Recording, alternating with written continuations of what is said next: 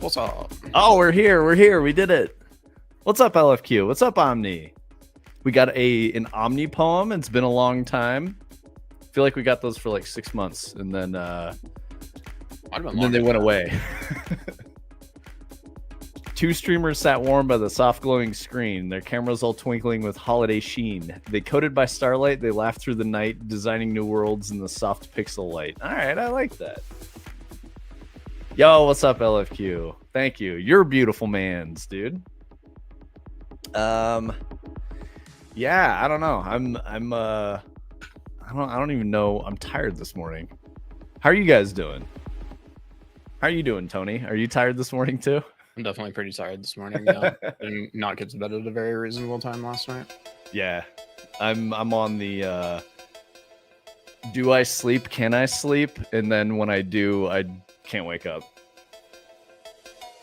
I woke up this morning to the sound of the trash truck picking up the trash about 9 hours before they normally do, and I was like, I'll put it out in the morning, and totally missed it. So that was cool. That sucks. It was not recycling week though. That's the one that you really can't miss because it's only every other week. Yep. We for a while there, we were getting them at like 7 a.m. Yep. They haven't even come through today yet.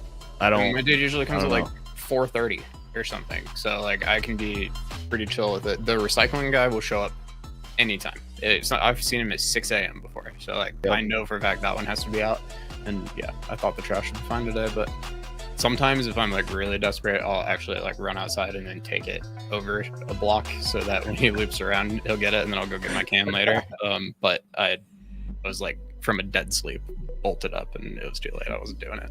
Oh, dude, that's the worst. Too. You wake up that way and you're like, oh, fuck. Yep. Yeah, I'm kind of feeling that way this morning. Yeah. How are you doing, LFQ? Hopefully you had a good morning and you're having a pleasant evening. Oh, thank you for the resub, Tony. 22 months.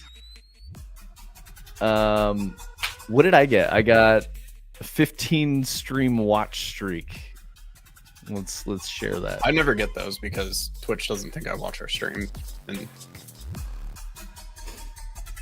just chilling after work. Nice. How did you do that? So that's my personal, like, because I'm logged in on my personal, but I'm also logged in on. How did you make that like appear? When the stream started, it said it popped up a message to me. So just refresh yours, I guess. I don't know, man. Gamification, that's all that is. It doesn't really mean anything. It doesn't matter. But yeah, it's kind of fun. We like it, but it's definitely like gamified. That's the stuff that I've been telling y'all about that you don't need. It's in the channel play menu. Yeah, watch streak 0. Bro, what the fuck? Fucking how? Refresh stream. Log out, log back in. You could try that. Anyway, while Tony's doing that, I got a bunch of stuff that we can talk about. We talked about the statue last week, right? Yeah, we talked about the statue. LFQ says delete system 32. That'll fix it. Nice. I'm not sure you can delete. Yeah, I don't think you can anymore. Yeah, that was like a Windows 98 thing, right? Yeah, I don't know. There's definitely a YouTube video I've watched where they delete system 32 and show you what happens and stuff. I don't think your computer even dies instantly. Like they force it, and yeah, it probably can't reboot or do a lot of things anymore. But it just can't reboot anymore. You delete it and you're like, never turning the machine off again. I optimized my system. Yep. All right, let's see what we got in the old video games news today. Let's see what we've got new today, and then I've got some other links that I found yesterday that we can talk about. So we talked about the statue. We know the statue is not a lot of things because several studios have released statements saying like this isn't us. Yep. I think they tried to bait and switch us yesterday. So like the new news is that there's this Divinity logo trademark that was filed that looks exactly like the statue basically. So people are fairly sure that that's what it is, and I think the stuff on the statue definitely fits Divinity. But then the original Sin team, which is different than the Divinity team, came out and said, nope, we're not making a game right now. And then everybody went, oh, okay, it can't be that. But then people figured out, I'm pretty sure that They were doing that to try to throw people off because there's a not original Sin Divinity that it probably is going to be. Oh, here we go. VGC is reporting on it. The mystery behind the Game Awards statue appears to have been solved. They talk about how many people have already said, no, it's not us. Jason Schreier said, I know what it is, but I'm not going to tell anyone, which is great. Yep.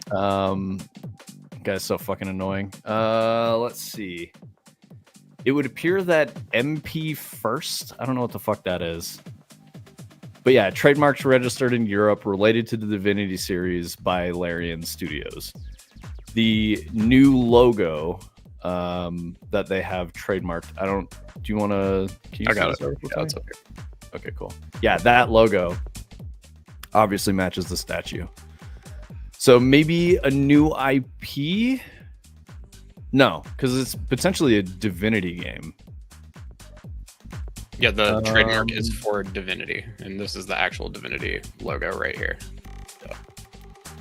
Okay, so there's 5 main Divinity games since 2002. Divine Divinity, Beyond Divinity, Divinity 2, Divinity Original Sin, and Divinity Original Sin 2. Then they did Baldur's Gate, so it looks like they're going to do another release in the Divinity franchise. Cool. But from my understanding, Divinity is not a turn-based tactical game like Original Sin is. It's more like Pablo or something like that. Okay. Yeah. Interesting. I don't know. I didn't play those games. Yeah, I haven't either. And if I'm wrong on that, I apologize. But I think I was reading something to that extent. Cool. Well, that's what we've got for that. So we know mystery is potentially solved. Looks like on Steam. Divinity 2 came out in 2012. It might even just be more of like a action RPG. I mean, ARPG is Diablo, so that would make sense. LFQ saying, I've seen a video that made a Snake clone where the apples were files in System 32 and the Snake Eater would delete that file. It was awesome. That's pretty great. You just like destroy your own Windows machine. Actually, the one I saw recently was Minecraft, but all the blocks are the files on the computer, and you have to try to beat Minecraft, but you got to be careful not to delete the wrong files. That's funny. It's pretty awesome. It's crazy that people make shit like that. Like, that's so weird to me.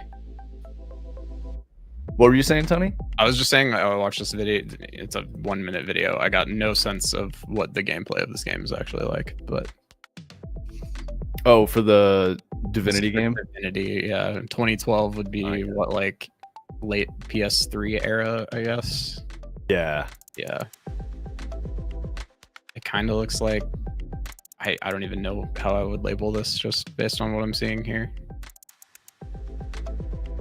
Any form your beetle, I guess. Beetle form, sweet. What do the reviews say? Very positive. Fantasy like action RPG. What the fuck? Yeah. That's so weird. I didn't like any of that. You know, go behind the scenes with dev mode. I was like, what the fuck is that shit? They just shipped their own cheats, so you don't have to play the game. The debug menu turned on. Yeah. All right. Cool.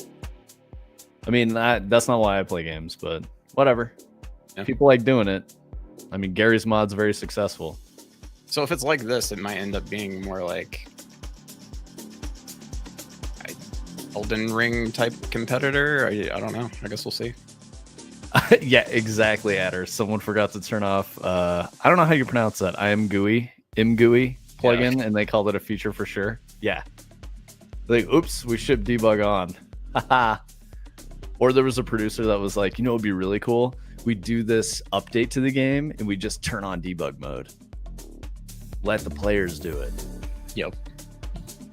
What the fuck? Okay, Microsoft Flight Simulator 2024 gets free Stranger Things DLC, which lets players fly around Hawkins in a helicopter. What the fuck, dude? Oh, I thought you were going to say you could fly around in the upside down, and I was actually going to think that was kind of cool. I mean, like, Hawkins is not a real town. No, for sure. That's weird. All right. I was trying to. You Is can that read on some- VGC? I was trying to look for that headline. Yeah, but it's on I don't see VGC. it. Here, I'll send you a link. Oh wait, here I found it. Never mind. Oh, you did? Okay, cool. That's so funny. Free expansion. That's Flight Simulator has missions. I guess. I assume they're like take off from this airport and land at this airport. There's a Jurassic Park DLC. What? I don't know any of this about Flight Sim. That's crazy. I wonder if Greg knows any of this. He probably does. I feel like he has all that Flight Sim stuff and doesn't do anything with it. Yeah. Huh. I bet he knows. A helicopter too. He might like this actually. While we're on this, you're not into Stranger Things, I assume, right? Sort of. I haven't watched the latest season. Okay. But Sparkle watched it. She wants me to watch it. She I said thought it was good. pretty good. Like, Yeah, I she don't know. said it was good. The last 2 seasons, I got kind of tired of. I don't know. I was just like, I want to be done with the show. Let's wrap this up. But what they came out with was pretty interesting, and now they put out their schedule for like the last part that gets released around Christmas, and it's like 9 hours across 5 episodes or something. Yeah. And so what I know is they're going to do, they did 4. They're going to do another 4 in like summer. And then there's going to be a fall or holiday season final They're doing more episode. after this? Yeah. There's a final episode that's 2 hours long with a limited theatrical release in certain locations. Oh, You could go watch the final episode in the movie theater if you want, which is weird. That- But yeah. I did find another article where we were talking about Stranger Things that made me think that Call of Duty dudes are watching our stream, because the headline is meaningful, not incremental. Call of Duty will no longer release back-to-back Black Ops or Modern Warfare games. So the thing that I think is a little confusing about this headline is that they're still going to put out a COD game every year, but for the past 2 years, they've been putting out a Black Ops game and a Modern Warfare game Yeah, basically on top of each other, and now they're going to go back to every other year like they used to. absolutely unique experience each and every year. Yep. All right. We will drive innovation that is meaningful, not incremental. Yeah. Good luck. I saw something about how Black Ops 7 is going free to play, and it's only been out for a couple weeks. Yeah. AAA just doing it to themselves yet Yep. again. Over and over again. It's so dumb. Yep. Oh, yeah, that's a good point, Adder. Microsoft needs the cash flow to justify the Abby purchase, also spinning off WoW in every way that they can. I didn't realize that they were getting crazier with WoW. Yeah, you're still playing. Tell me what they got like cooking for WoW. Housing system added to WoW? What the fuck? That's crazy. I had heard about that, yeah. So is it like an instanced housing thing where like every player's house is in a special spot and you have to invite people, or is it like a village and every player on a server can buy a plot and build a house so that it like evolves in the MMO escape? LFQ, I'm proud of you for not knowing that Blop 7 came out. Yeah, right. That's good, man. That means that you have the right level of engagement with the games industry as a hobby, you know? Yeah, Blop 7 is people were making fun of it, rightfully so, and pretty easily. I'm thinking it's the This is What's a the year-old reference? article, but it says Blizzard plans to add player housing to World of Warcraft in next expansion. I don't know if this is going to have too many details, but the search on this website is very good. They're trying to do an expansion a year again. Every player gets a house and a plot after running through some quests. Bunch of MTX for housing cosmetics. Yep. That's the Asian only market's reason I getting did their this is own for the market. MTX for the cosmetics, of course. Rental. Oh my god, rental MTX is crazy. Old school RuneScape. I got you, LFQ. Thank you. Old school RuneScape way of housing. I don't even know what that system was like. I didn't play RuneScape. The Asia market loves rental MTX. That's absurd, man. Let's see. You just I don't understand that. 90% of what their MTX market focuses on it. The instance method, I said. Okay, cool. Instance method was kind of like pictures of it or something, but instance method is the only way that I was thinking that could work in something like WoW because it's too big. Like, how would you, No Man's Sky, let everyone build their own house wherever they want? I don't think you could do that. 24-hour rentals and short XP boosts. I understand the short XP boost, but like a 24-hour rental of like a horse or something is crazy. Or is it like a cosmetic rental? So you're like, I get the special skin for my character for 24 hours? Hear me out. It kind of sounds like MTX with a subscription with a different name. Yep. Like, you can keep that cool hairstyle as long as you pay $3.99 a month. I do know they did pay to win stuff. So you know, for 24 hours you have like God mode active. That makes more sense to me than like a cosmetic rental. Playing Candy Crush, you get 3 lives a day and you can pay for another life per dollar or whatever. Yeah, I got you. Okay. WoW doesn't pay to win in Asian market, but it's a big part of their gaming culture. Yeah. 100% sure players would find a way to make the game unplayable if they could just build wherever. Yeah, absolutely, LFQ. It's the fucking shovel in Mythic Quest where players just started making horrible things with the shovel in the game world immediately. It looks like you enter like a neighborhood instance and your like guild can have a neighborhood. That's kind of cool. Yeah, that is kind of cool. And I read something that said that it's completely optional.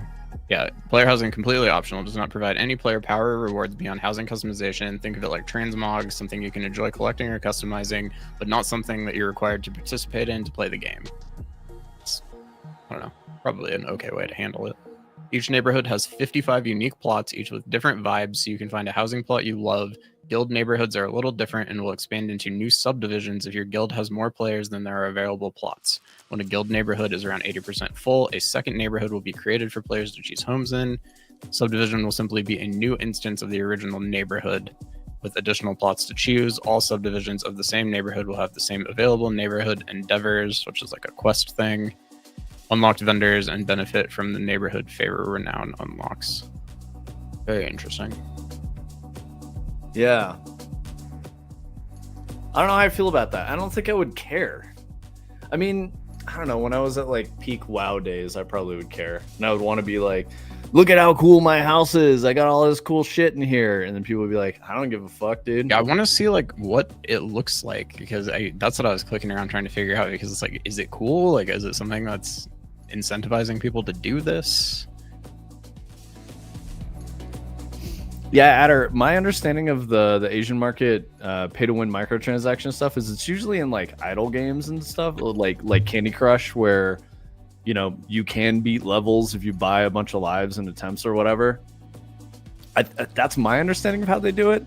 So it's mostly for the convenience of someone who wants to play a game and experience it, but they don't want to spend a bunch of time on it. So like, okay, well, I'll just get the boost for today and then destroy all my objectives that I need to do for my game as a service that I'm playing.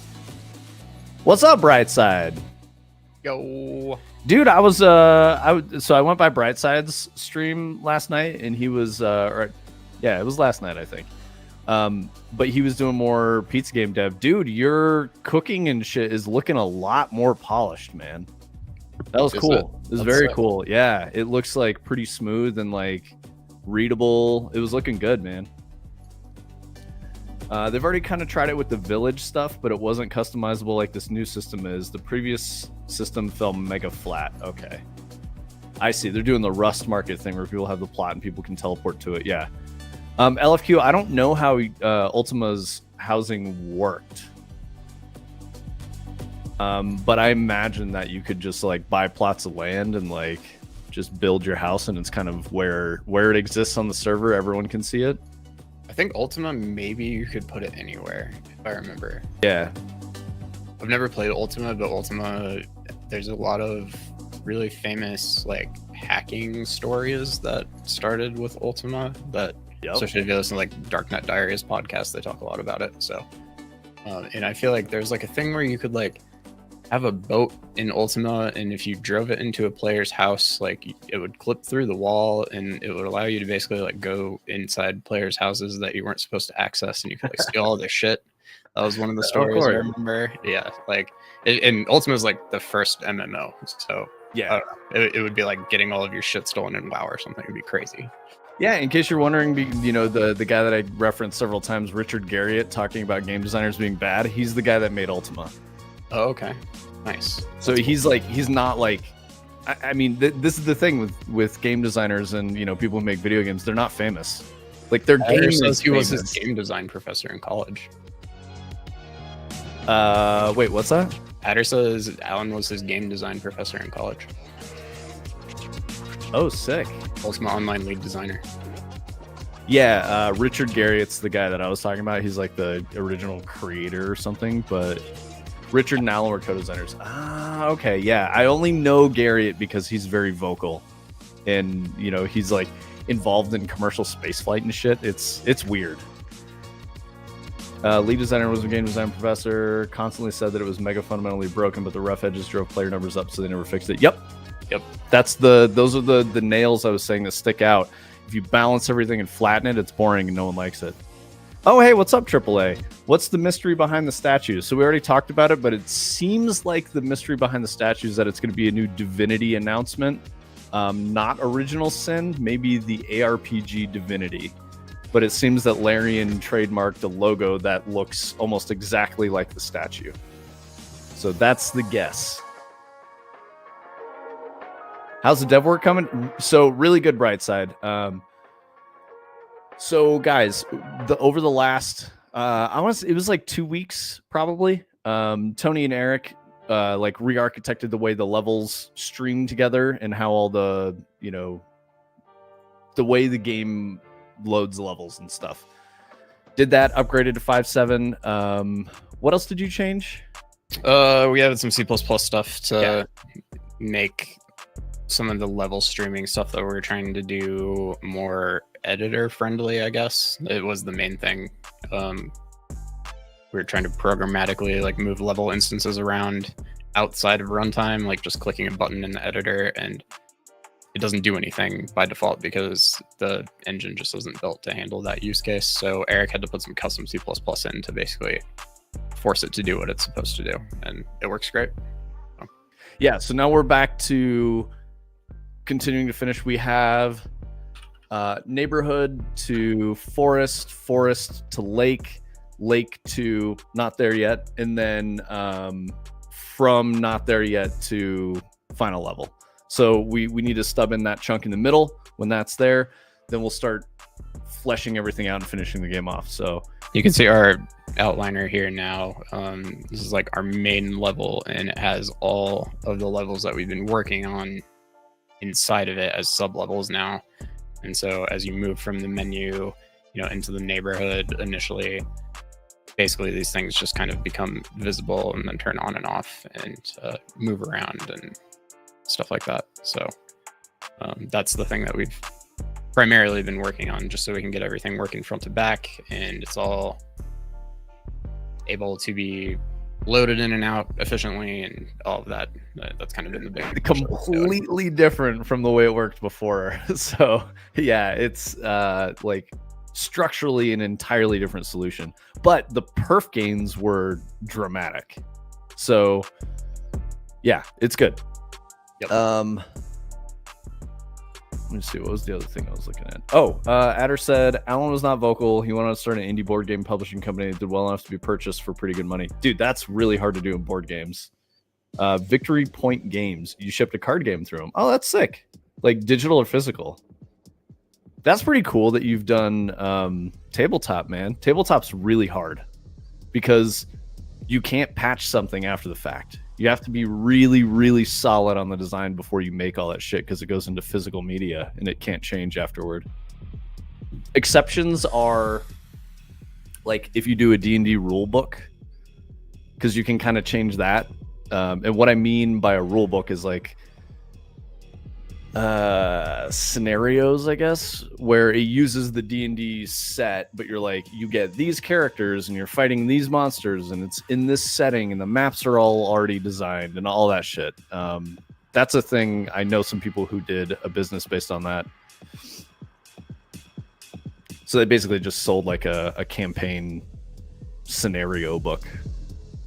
Physical deck building strategy game based around historical combat. Absolutely zero market, but started as a school project that he published. Dude, that, I mean, like, board games don't really have a market. Like, that's the crazy part.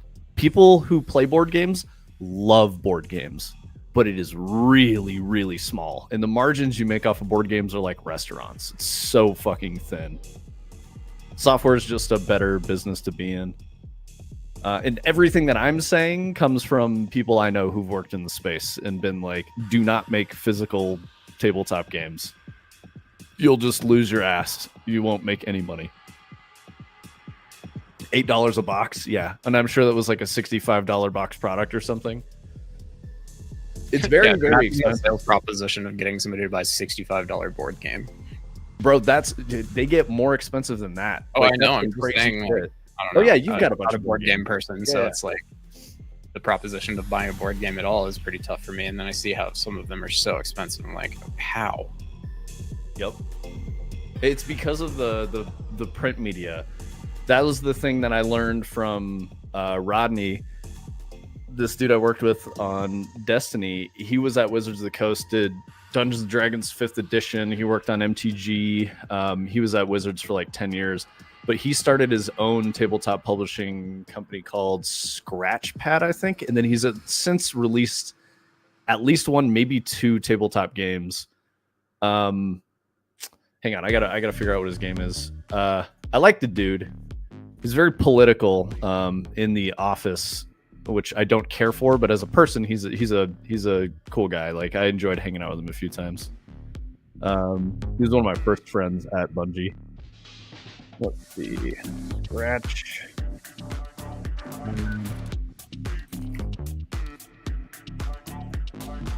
Scratchpad Publishing. Neon City Outlaws is one of the games that they did, and there's another one. Dusk City Outlaws. That's it. So he did Dusk City Outlaws. That was the first one in 2017, and then it looks like Neon City Outlaws is the new one that he's made, and that's successfully funded, so I'm guessing through a Kickstarter in June of this year. So yeah, he's still going. It's cool. I respect that as a side hustle. Like, dude works on Destiny, also has a tabletop thing because he knows how to do it. He was telling me that the whole reason he was able to even start a tabletop publisher to publish his own games is because he retained a lot of these industry contacts that he had from working at Wizards, and he just knew these guys. So he could be like, hey, I'm going to work on a game. Do you want to print it for me? So like he already has all that network. And he was like, if you don't have that, don't get into tabletop, because you have to build that entire network up. And yeah. Adder saying, I have thousands of dollars in board games, entirely a passion market. Yeah, we do too. Sparkle and I have purchased many. Their collection is so does Tony. Yep. They have like a fancy like board game table that's really cool too. Yeah, like our dining room table is actually a board game. So you can like take the leaves out and there's like a felt game surface underneath it. It's really nice. You could probably play craps in there pretty good too. What's that? You could probably play craps in there pretty good too. Yeah, dude. You can play craps and poker and all kinds of stuff. Yeah. Adder says that's why Chris Metzen bailed on the physical tabletop company he founded. You were bummed it didn't go anywhere? Yeah, dude. I really liked Chris Metzen. He was a huge inspiration for me for a very long time for wanting to get into games. When I played Warcraft, Orcs versus Humans and all that shit, like that was one of my favorite games to play because I enjoyed the idea of like Orcs versus Humans and all this, and like the world building and all that shit. I would read the thick rule books and lore books that came along with the physical copy that you would purchase back in the day. And, if I was at a place where I couldn't play a game, I'd always bring like the rule book with me and like the little bit of story or whatever. And I would just like read through those. Most of my time as a youth when I couldn't play video games was spent reading the manual for a game that I really liked. The strategy guide was my go-to for sure. Strategy guides were good too, but like Yeah, I guess I would get like I had like a Game Pro subscription and Nintendo Power, and I would read those. Yep.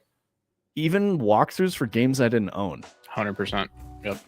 When I worked at Target at the electronics counter and I was bored, I would just read the strategy guides for random ass games just to like see what they would be like and stuff. I thought it was really interesting. And they're always filled with like really cool like concept art and stuff that you just probably never see otherwise. Yeah, awesome. exactly. Yeah. And that's what really inspired me was Chris Metzen's art. I really, really liked the way he drew, orcs and humans and all that stuff. I thought it was dope. Adder, you're excited about? You really want one for our dining room tablet? He wants a game table like you have. Oh, I got you. So here's the thing, Adder. You can spend like as low as $1,500 or as high as like 30 grand on one of these tables. I think it's Wormwood was really expensive. Yeah, that booth at PAX is crazy. Yeah. And the one we got was shit. I'll have to ask Sparkle. I know that she bought it because it was on like a special deal. It might have been a custom that was part of a Kickstarter or something. But I know that she did like a bunch of research on it. Yeah, dude, LFQ, the 30K table is sick as fuck. Oh, yeah. But it's very fucking expensive. It's a really, really nice piece of furniture. It's very well crafted. Really high levels of carpentry. It was very cool to look at, but I'm just like, dude, 30 grand on a table. I would never want anyone to play on it. I'd be like, don't fuck my table up. It's like nicer woodworking than the furniture in most people's houses for sure. Yep. So instead of having like a cup holder that like, has like a Home Depot hinge that you screw in, it has like this, intricate fucking woodwork shit with like all these wooden joints so that you can like open your cup holder and then like stow it and hide it away. It's stuff like that. It's really crazy. Really, really nice. Very good fitment so that it slides all smoothly instead of like, sometimes you get gaps in like IKEA furniture when you're like pulling the drawer out and it's like kind of floppy a little bit. Nothing like that. Very high quality furniture. Those mahjong tables are so sick. If I was a mahjong player, I would totally get one of those. I think they're so cool. I don't think I know anything about the mahjong tables. It's just like a table and it has like a circle in the middle that rises up and then you can push all the tiles into it and then it has like a machine under there that'll put them into like the mahjong stack and then it raises it back up when it's done. It's so cool. Because I imagine setting all that up by hand takes forever when you're playing mahjong. Yeah, my experiences playing mahjong were I was invited to one of my good friends' Filipino in-laws to play mahjong, and I was like, nope, I'm not playing, because they're like, how much you putting down? Every single game was incredibly serious in money, and I'm like, nah, guys, I'm not getting fucking taken for a ride here and losing all my money. Sorry, it's just not gonna happen. But mahjong, like casual mahjong, still pretty fun. I like it as like a drinking game. That's a good time. I've never played it outside of like, on Windows 98 and a cell phone or something as like a puzzle game, but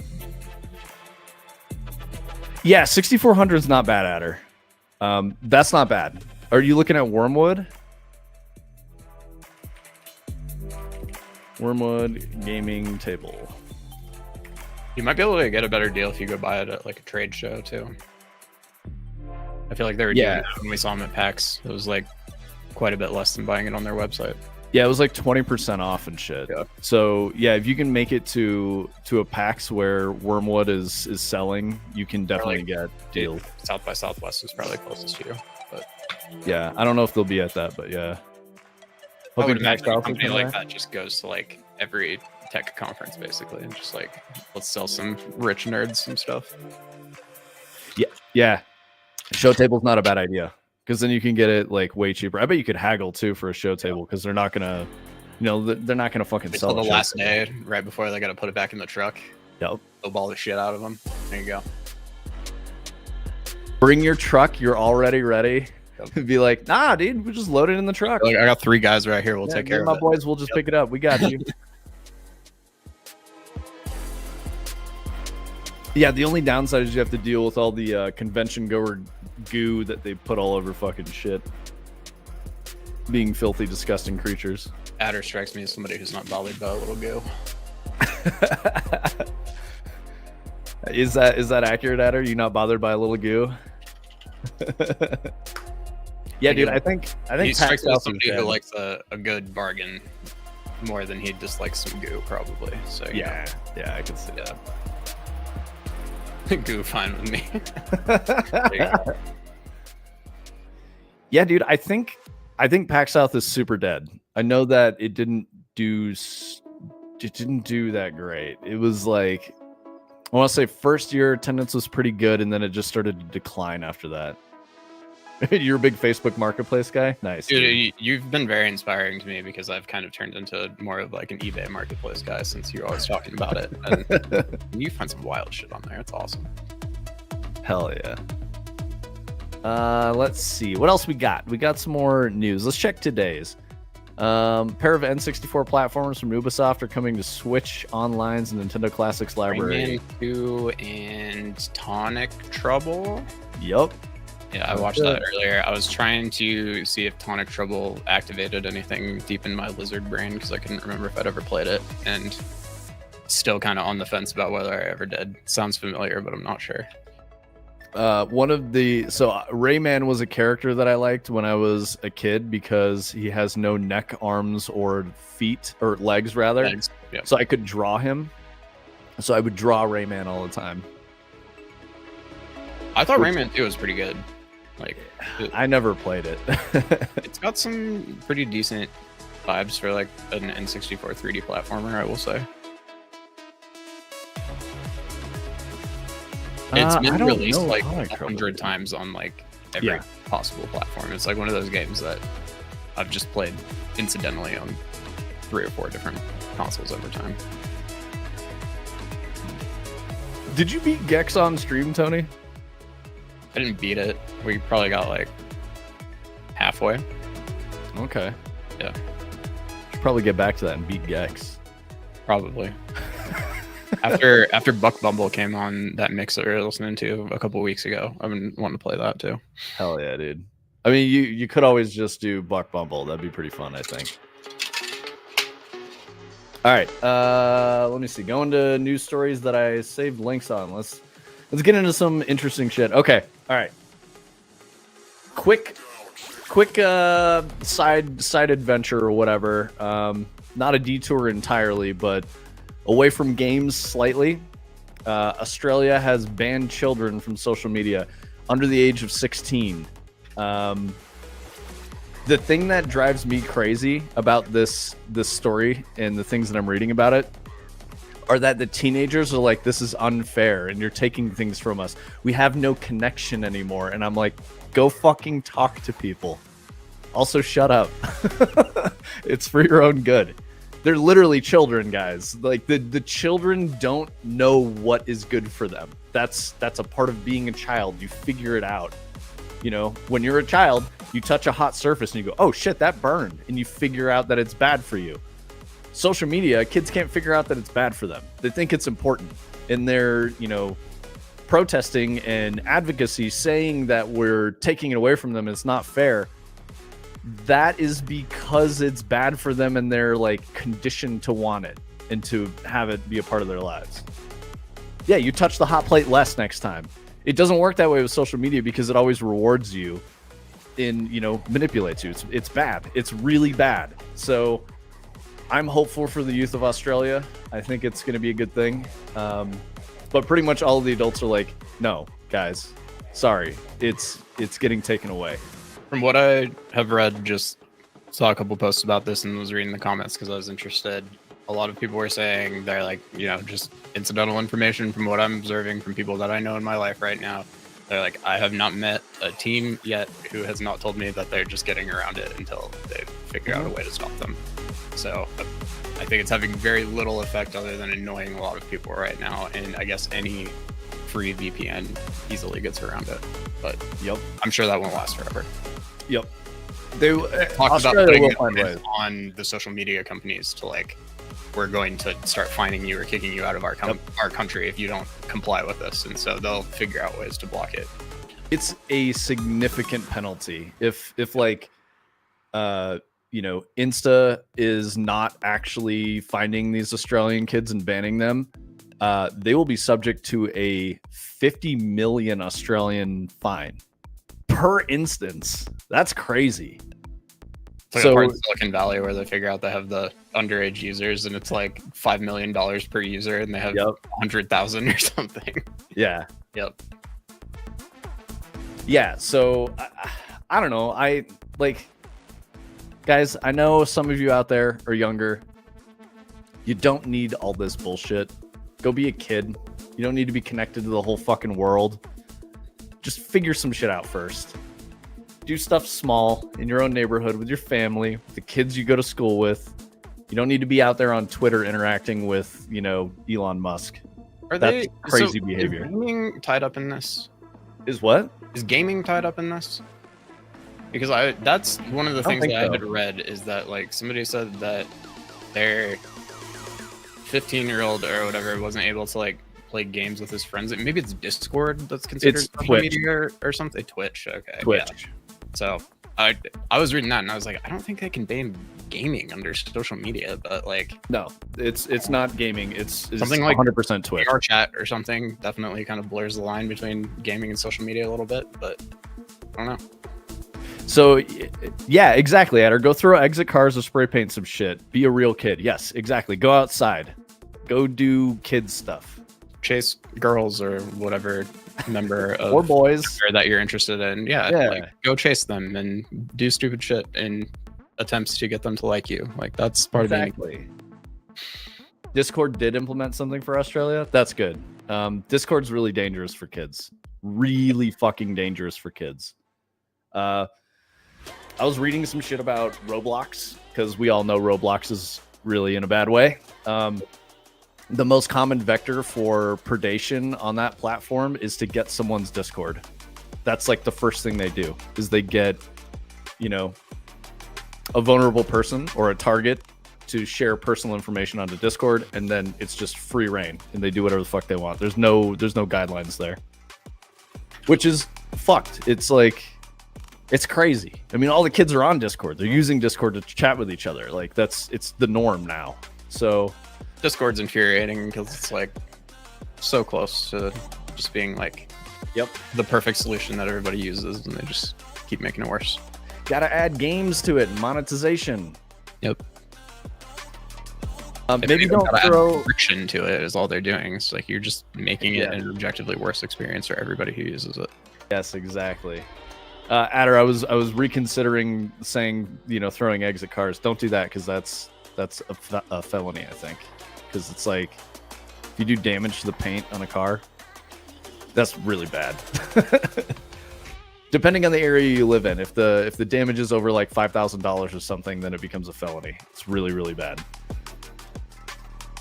I think toilet paper is relatively safe. It's still a misdemeanor vandalism, but not advocating for doing any crime. Don't do any crimes, kids. Get up to some lighthearted mischief. Don't nuisance stream and be a pain in the ass and like destroy public places. I worked with a mom whose kid wanted some stuff for Roblox one Christmas. I told her to monitor what the kid was doing and what she should watch out for. Yeah, that's really good. I had some of my in-laws family friends, because nobody knows anything about games. I think I've told you guys before, most of the people I interact with are normies. They're just normal motherfuckers. They don't know anything about games, digital, online spaces or anything like that. They don't do social media, none of that stuff. And these are people that range from like, mid-20s to like mid-60s. Like I interact with normal people most of the time. So one of them was like, yeah, my kid won't stop playing video games, like blah, blah, blah. And I'm like, you don't need to get him to stop. The best way to do that is to interact with your kid. Go play video games with your kid. And for what it's worth, those parents were like, dude, I don't want to play fucking Roblox. And I'm like, yeah, no shit. But that's called being a parent. Like, you got to be involved in what your kid's doing. You can't just turn them loose with a fucking iPad. And then I warned him. I was like, how old is your kid? And they were like, oh, he's like 8 or 9 years old. And I'm like, what's he playing? And they're like, Roblox in like Five Nights at Freddy's, you know, fucking pseudo like mod whatever. And I'm like, they're probably interacting with some scary people. Get them off of that. That's not good. And they're like, well, we can't like take him off of it because he like crashes out and freaks out and throws a tantrum and like his behavior is really bad. And I'm like, go play with him. I'm like, that's the only other way. Play with him. Get him into a different game that you play together. You know, maybe that's Fortnite. If they want to play Fortnite, that's okay. You can play Fortnite with them, and that's fine. But like Roblox is scary. Like if I had you get them in the NES and you say you got to beat Super Mario Brothers, and then you can unlock the Super Nintendo. Yes, and then you're gonna have to be Mega Man X, unfortunately, before you can get to the N64, and that's probably gonna take you a couple years. But you know, let me know when you get there, buddy. Yep, exactly. That would be by the time you're 15, you'll unlock a console that connects to the internet. Dan's gaming you, yeah, dude. You normal people, yeah, I know LFQ. It's weird, but we're a minority, us nerds. We are a powerful minority. Gamers rise up. However, we are a minority. That's the thing I keep saying. That's one of the things that's wrong with these AAA, you know, leadership guys is they think that they're famous, and it's like, dude, you're not. You're famous sort of in a niche hobby, but people don't know who you are. They know your game. They know Ultima Online. They don't know Alan fucking whatever. I don't even know the guy's name that you're saying was your fucking professor. Alan fucking whatever. Alan fucking whatever. Ultima Online co-creator. But yeah, I don't know, man. I'm not a parent, so whatever. And parents hate it when people who aren't parents tell them how to be a parent. I don't give a fuck. I'm gonna tell you anyway. Go play the games with your kid if you genuinely care. Like, I look back at, you know, my childhood and the things that worked really well for me with video games. I played video games with my dad. My mom hated video games and wouldn't let me play them. So it was not good. It would have been way better if she would play games with me, be engaged in that, because it wasn't going anywhere. It's what I do with my life. It's what I was always going to do with my life. I might have been doing it sooner if my mom had been more engaged and was like, you know, okay, this is cool. I see what you're doing here. I'm going to help you learn how to make these things. You know, did some independent research, whatever. But, you know, it was something that she was very opposed to. On the other side, because she was opposed to that, she would buy me books and I would read a lot. So I have a very strong reading habit. And that did a lot of good for me as a human being. So that's a positive side of it. I just think both would have probably been a little better. Who knows? Maybe I wouldn't even make video games if there was more support. Maybe I'd do something else entirely with my life. Alan Emmerich. That's the guy. Alan fucking whatever, dude.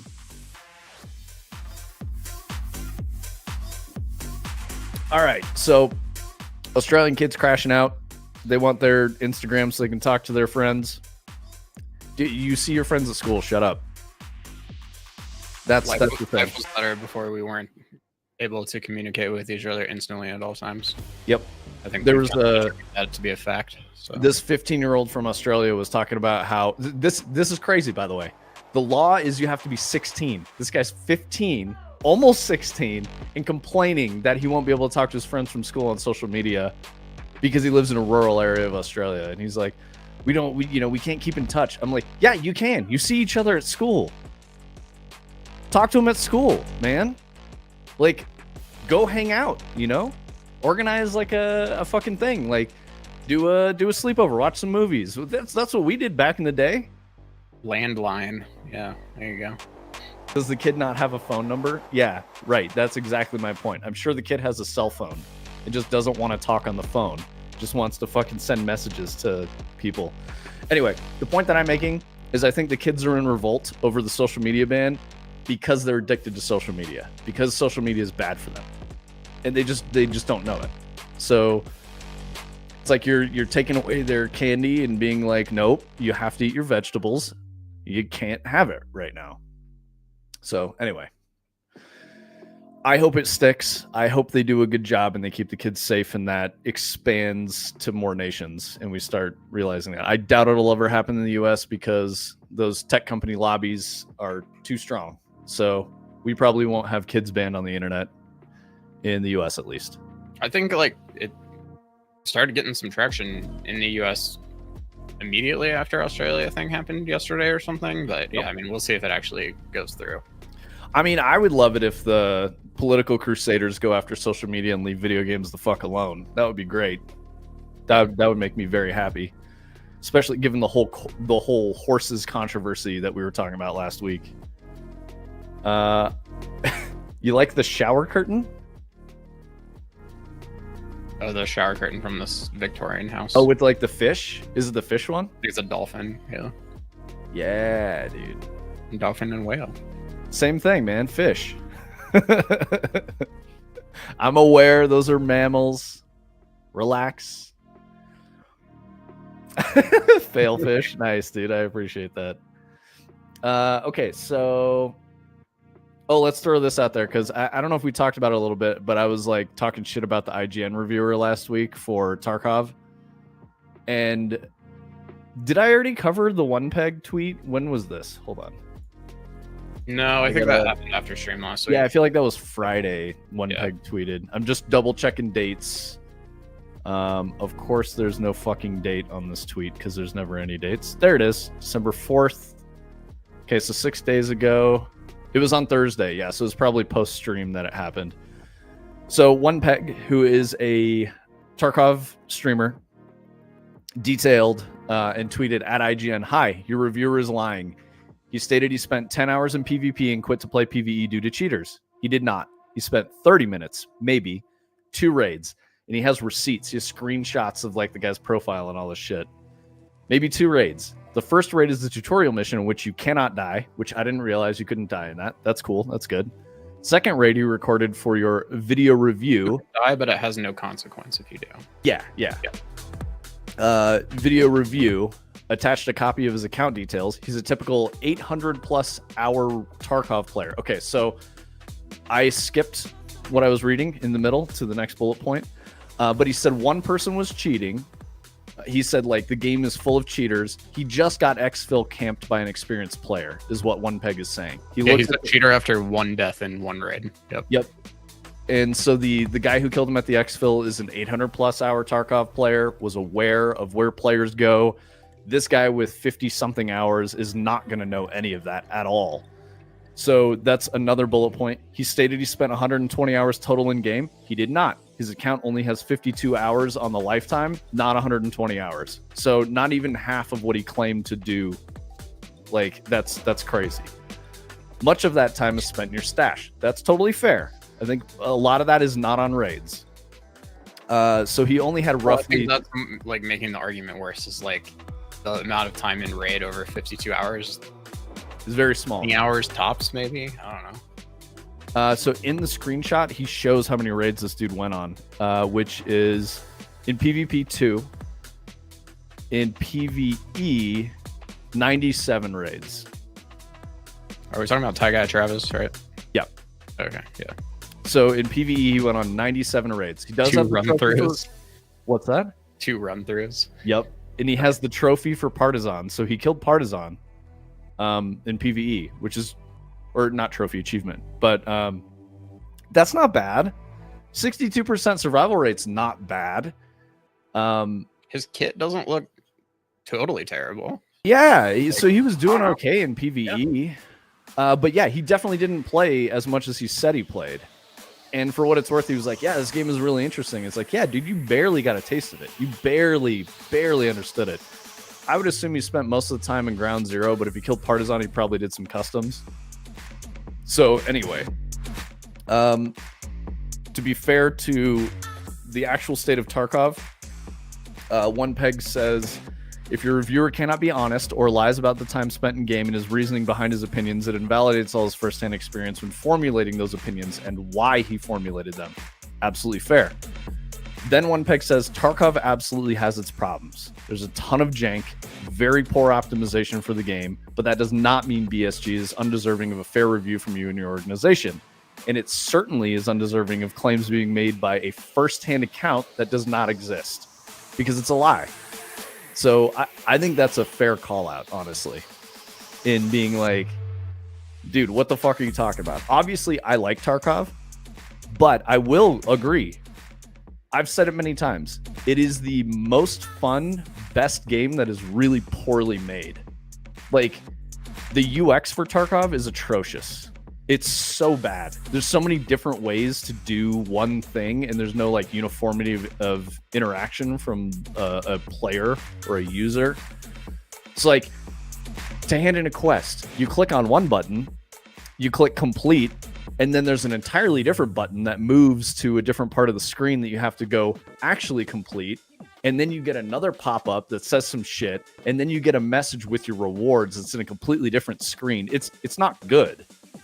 But the moment-to-moment gameplay when you're on a raid or scavving is very, very well done. The systems that support that with like your loot pursuit and your progression, very well done. So like, the game is good. The game in playing the game is very, very good. The other stuff surrounding the game in some ways is very bad. And yes, Tarkov is not a very well optimized game. It doesn't lean on the GPU. It leans on your processor and RAM, which is an interesting choice as a dev, because what that means is that a lower spec machine without a banger GPU will actually be able to play Tarkov pretty well, because it's just focusing on the CPU and RAM. But the machines that we're used to in the West with our games that are GPU heavy don't really run Tarkov well. So that's why people are like, man, this game runs like shit. It's like, well, yeah, because you don't have the right hardware to run it well. So anyway, there's a reason that there is no as good as or better copy of Tarkov. Yeah. And Tony and I have talked about it a bunch, not on stream, but it's all those support things that over 10 years they figured out you need, like all the little pieces. The loot game with the puzzle that where you have to like move shit around in the grid. That's really good.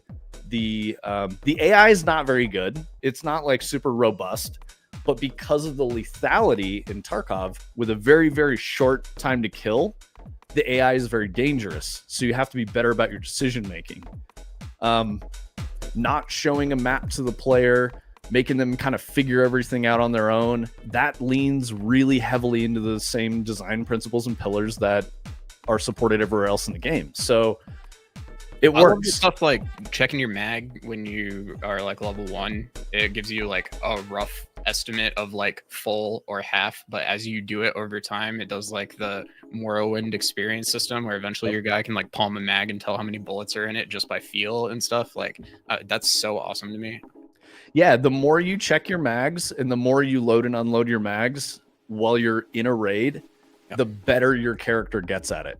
You do it faster and more accurately. Same with reloading, same with clearing jams, same with aiming. Like it's so cool. Yeah, and I would have thought like, no, this is crazy. That's way too much. But seeing it all work together, and again, like this is the culmination of 10 years of development and building this game that they got it to this point where it's really good. Yep. It's just the polish isn't there in a lot of spots. So I could see that. I would agree that Tarkov is probably a pretty solid 7.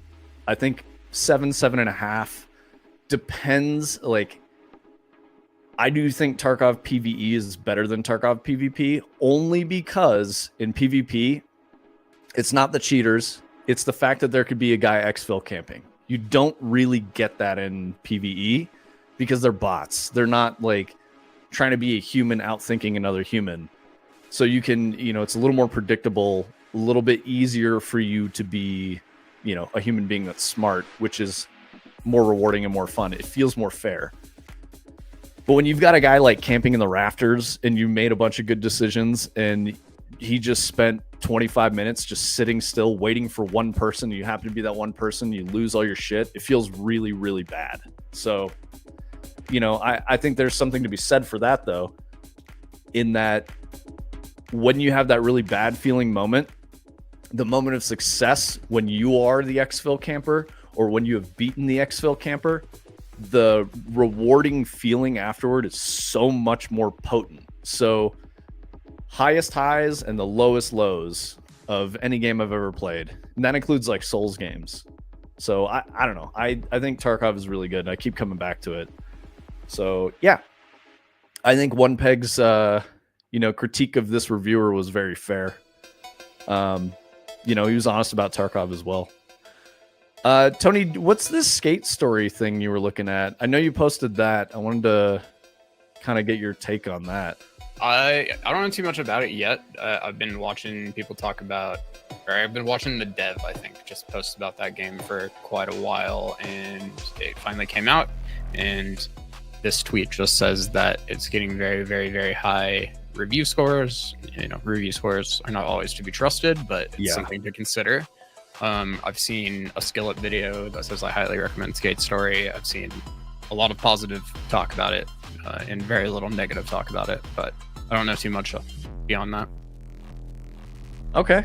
That's the one with the prismatic crystal art stuff. The visuals are pretty crazy, but cool. Might be worth checking out. I always pay attention to skating games because of Hyperskate.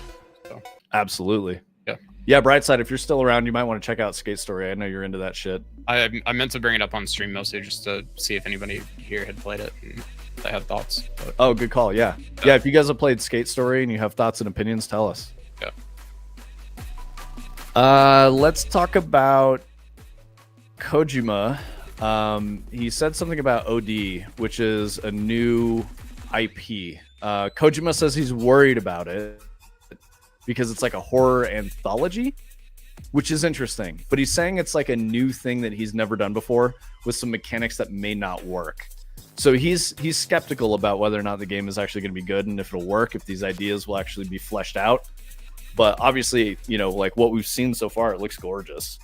This headline's a little different than some of the ones that I've been seeing, but he did say something about how he's like not entirely positive it will work.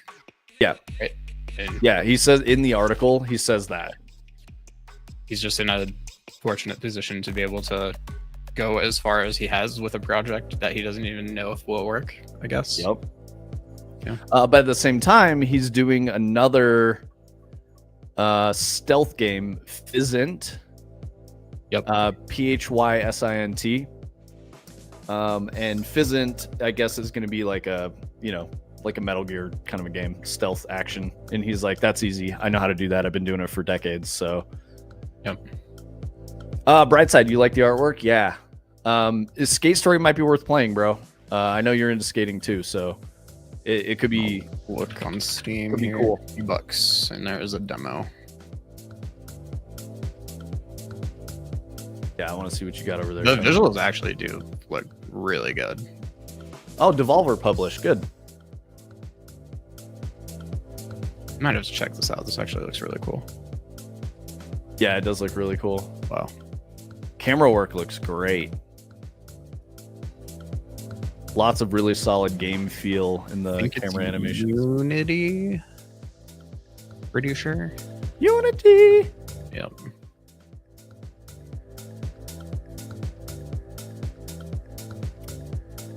You're a skate demon? All right. Glass skate Short demon. but powerful experience. Okay, cool. Ooh, short. I don't like that. Yeah, short's always a little sad, but yeah, short and good's better than long and mediocre. Yes, I agree. Very much agree. So yeah, OD might be kind of wacky. Time will tell. We'll see how it goes. Hopefully it comes out and we get to play it and it's something interesting. But yeah, even Kojima's skeptical. He's not sure. So I wanted to share that, talk about that. I was speculating. So I referenced the link to this story because I was thinking this might be the statue. But Jeff Keighley said, Crystal Dynamics said that the future of Tomb Raider is going to be revealed at the Game Awards. Cool. I don't really care. I know some people care about Lara Croft, but I don't know. That shit ain't for me. I just never found those games to be fun. I thought they were kind of too simple, but I get it. Some people like the adventure and like the more puzzle and less action. That's fine. 10,000% AI artwork. Yeah. I'm surprised people aren't more mad about that. Doesn't even look that good. Watch, that's not AI art, and you just like made that art. No, I cry inside. I would bet my salary that this is AI art, just based on this like font down here. Even exactly, Adder. Adder nailed it. Also known as our final effort to keep Crystal Dynamics open will be revealed. Yep, this is it. That's do or die for Crystal. It's gonna be Unreal 5. But since the announcement, they've had a bunch of layoffs and staff cuts. So yeah, they're probably on like a skeleton crew shipping this to try to stay open. That would be my guess. Huh. I mean, we'll find out soon at the Game Awards. Yep. Okay, so next one. Take-Two hires the former Perfect Dark reboot bosses to form a new 2K studio. Why do the people who fail at this shit keep getting money to make new things? Adder, help. Make it fucking go away, bro. I don't get it.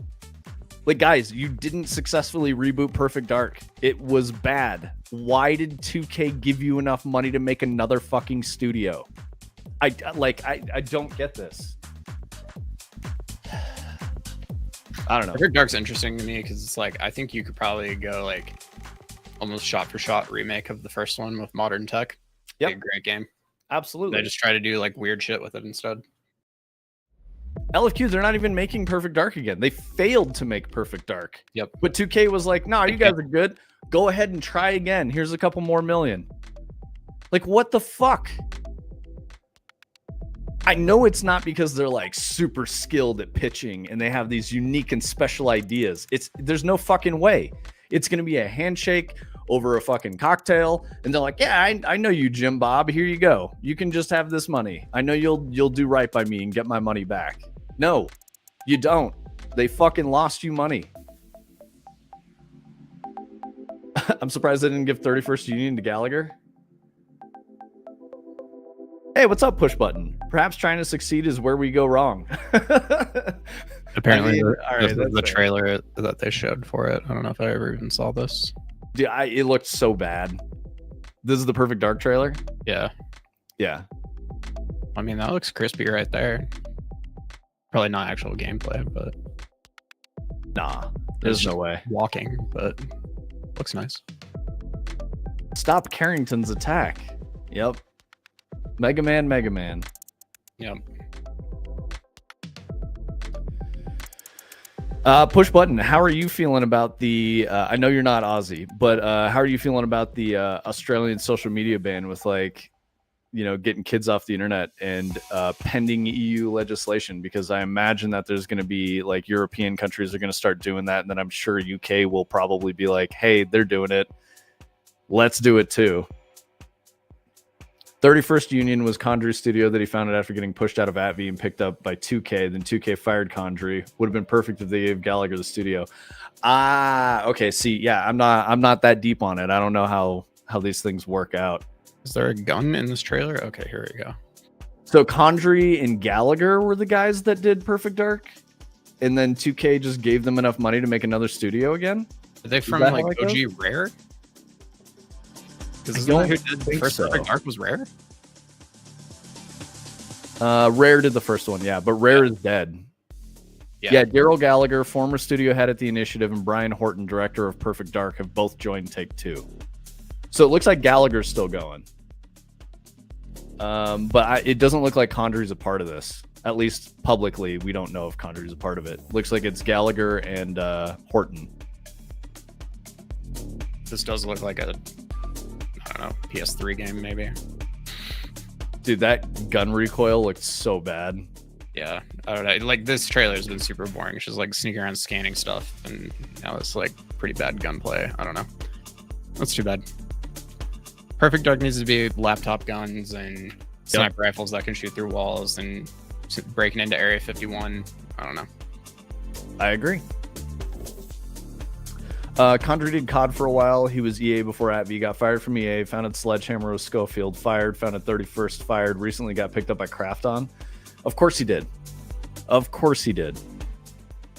I was around when all of the internet was chat boards and dodgy links to pirated material. Social media is overrated anyway. Yeah, no, me too, push button.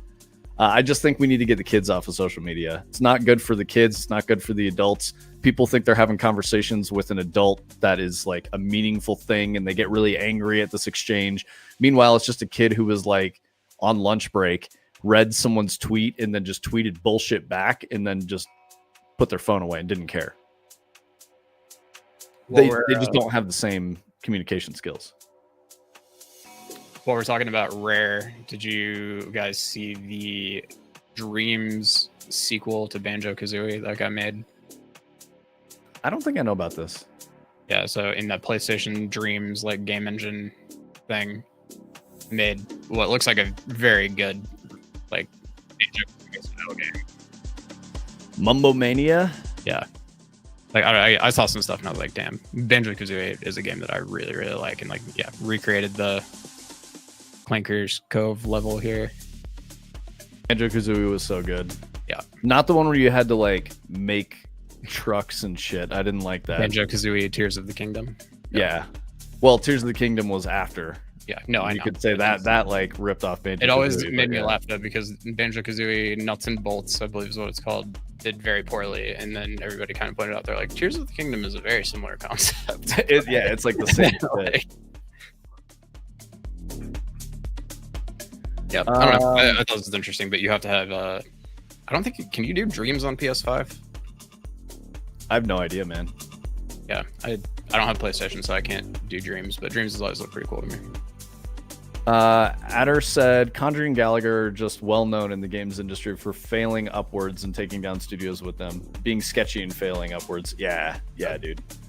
Conjuring is pretty openly sexist and surrounding himself with his posse. Gallagher is better in that regard, but was adamant Perfect Dark would sort itself out after 7 years of problematic dev.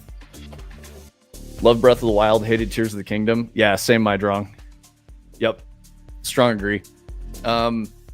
My brother was asking me about it the other day because I guess he just got a Switch 1 and is like trying to play through some of the back catalog right now. And I was like, I don't know. Tears of the Kingdom's fine if you want to play another 100 hours of Breath of the Wild.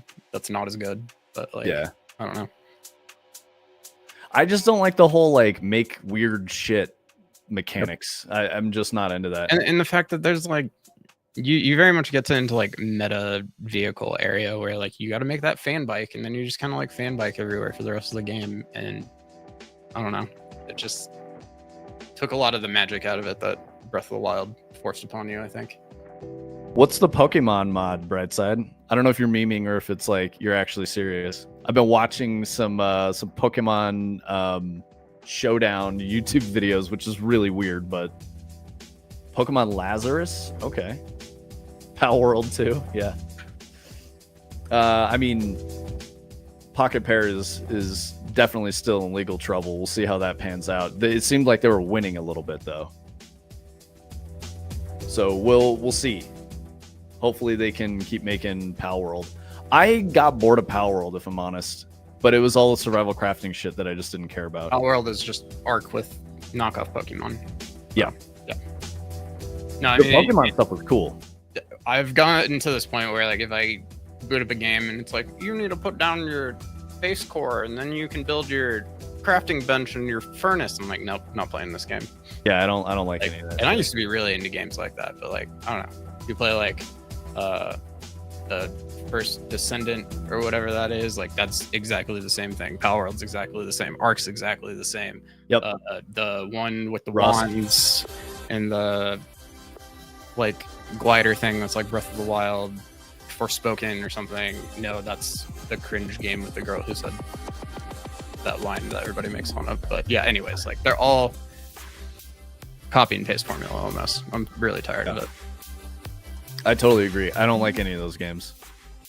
And for what it's worth, I know some people really love Return to Moria. That shit wasn't it for me. It's not the kind of game that I want to play. Okay, this is the Pokemon thing. Dynamic day-night encounters. I like that. GBC style sprites, Mega Evolution, Berry Mutation, difficulty modes, handcrafted encounter table, side quests, university researchers, optional collectibles, encourages exploration and completion through unique rewards, minigames, and quality of life features. Which version is it based on? Says it uses GBC style sprites for atmosphere, but it draws heavily from later Pokemon generations. What do you mean cheat codes? Are there cheat codes?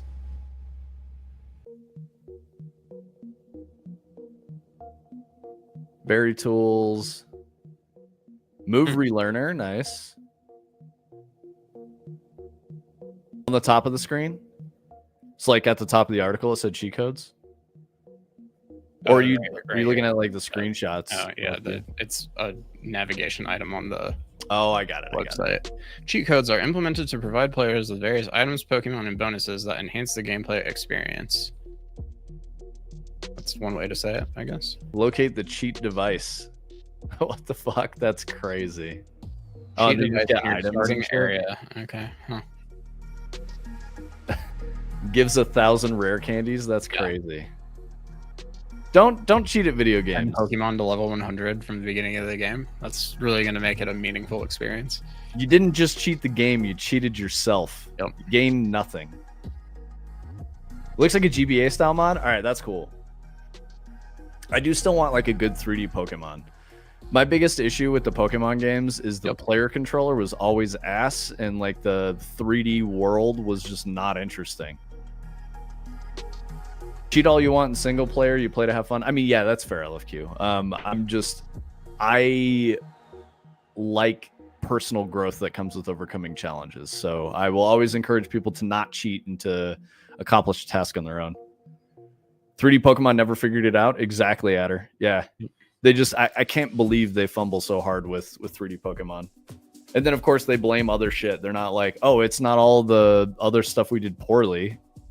And again, it's like, I still to this day say, you could take like, remember Pokemon Stadium on the N64. It's like, you could just build like a little bit of like a 3D, like Pokemon Red and Blue game where that's the fights and you make $10 million. Like they almost did it with Coliseum. Yep. But it was like a weird, like so bad. Not quite right thing because it's Nintendo and they can't just do the thing that everybody wants them to do. Like that's a classic one. Yep.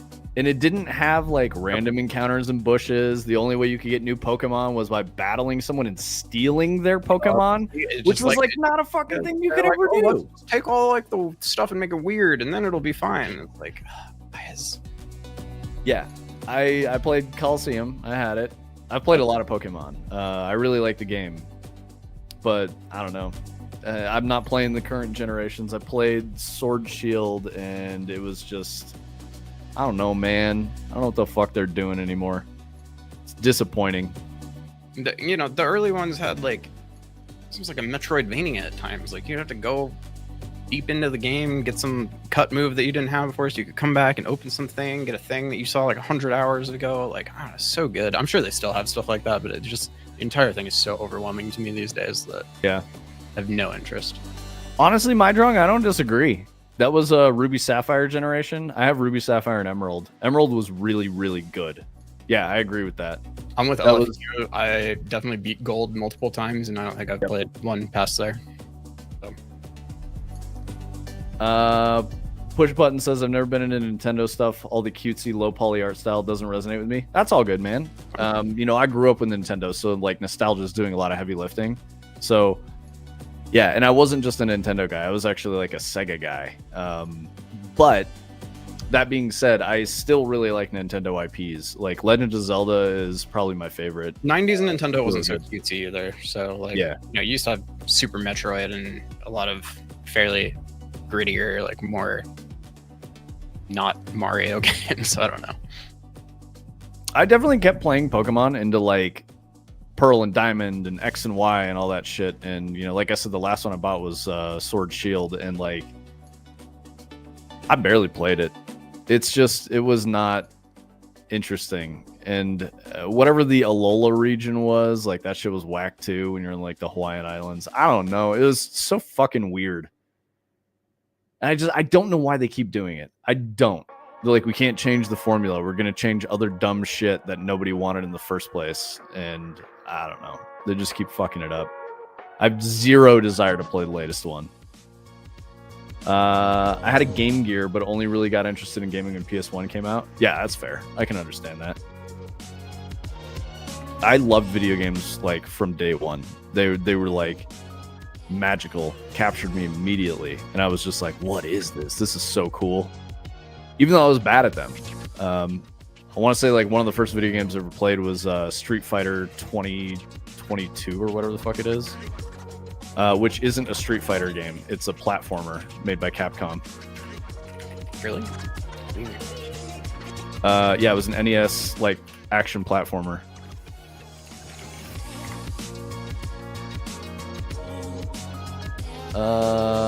Dude, AI, you're so fucking stupid. There is no Street Fighter game made in 2022 for NES. Yeah, I know. It's the name of the fucking game, dude. Street Fighter. I'm going to take 2022 out of there because that's obviously confusing Google. Oh, is it 2010? Yeah, that's it. Street Fighter 2010 Final Fight. That was it. It was really weird. You're like a dude in like a suit of armor, like punching robots and shit, doing Hadoukens and Shoryukens.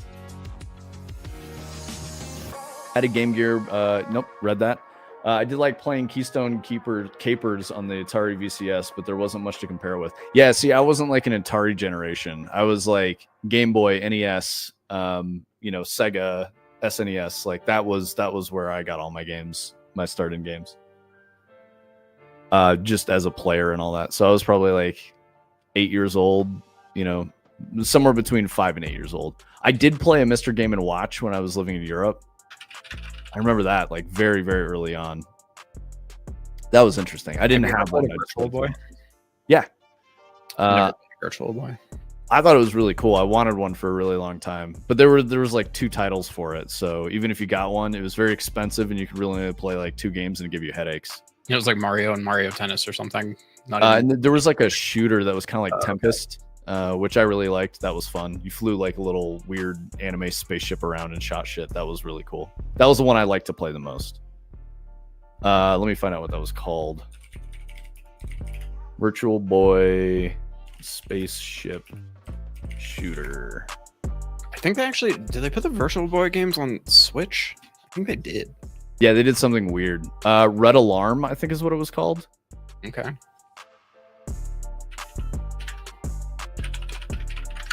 AI is telling me that it was Vertical Force, and that's not correct. I mean, Red Alarm looks like it's a thing.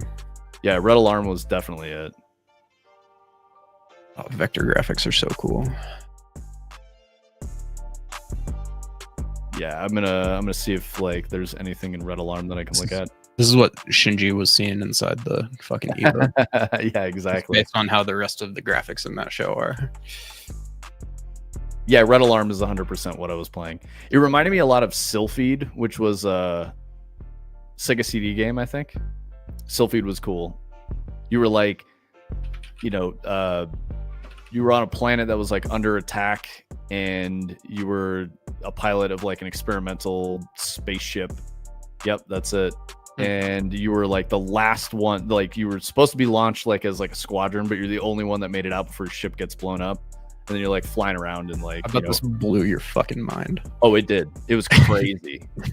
I was like, holy shit, 3D graphics. This looks like real life. Oh my gosh. Yeah, and it wasn't 3D at all. Everything was on rails. It was just like a shmup, but with 3D graphics. That's pretty awesome.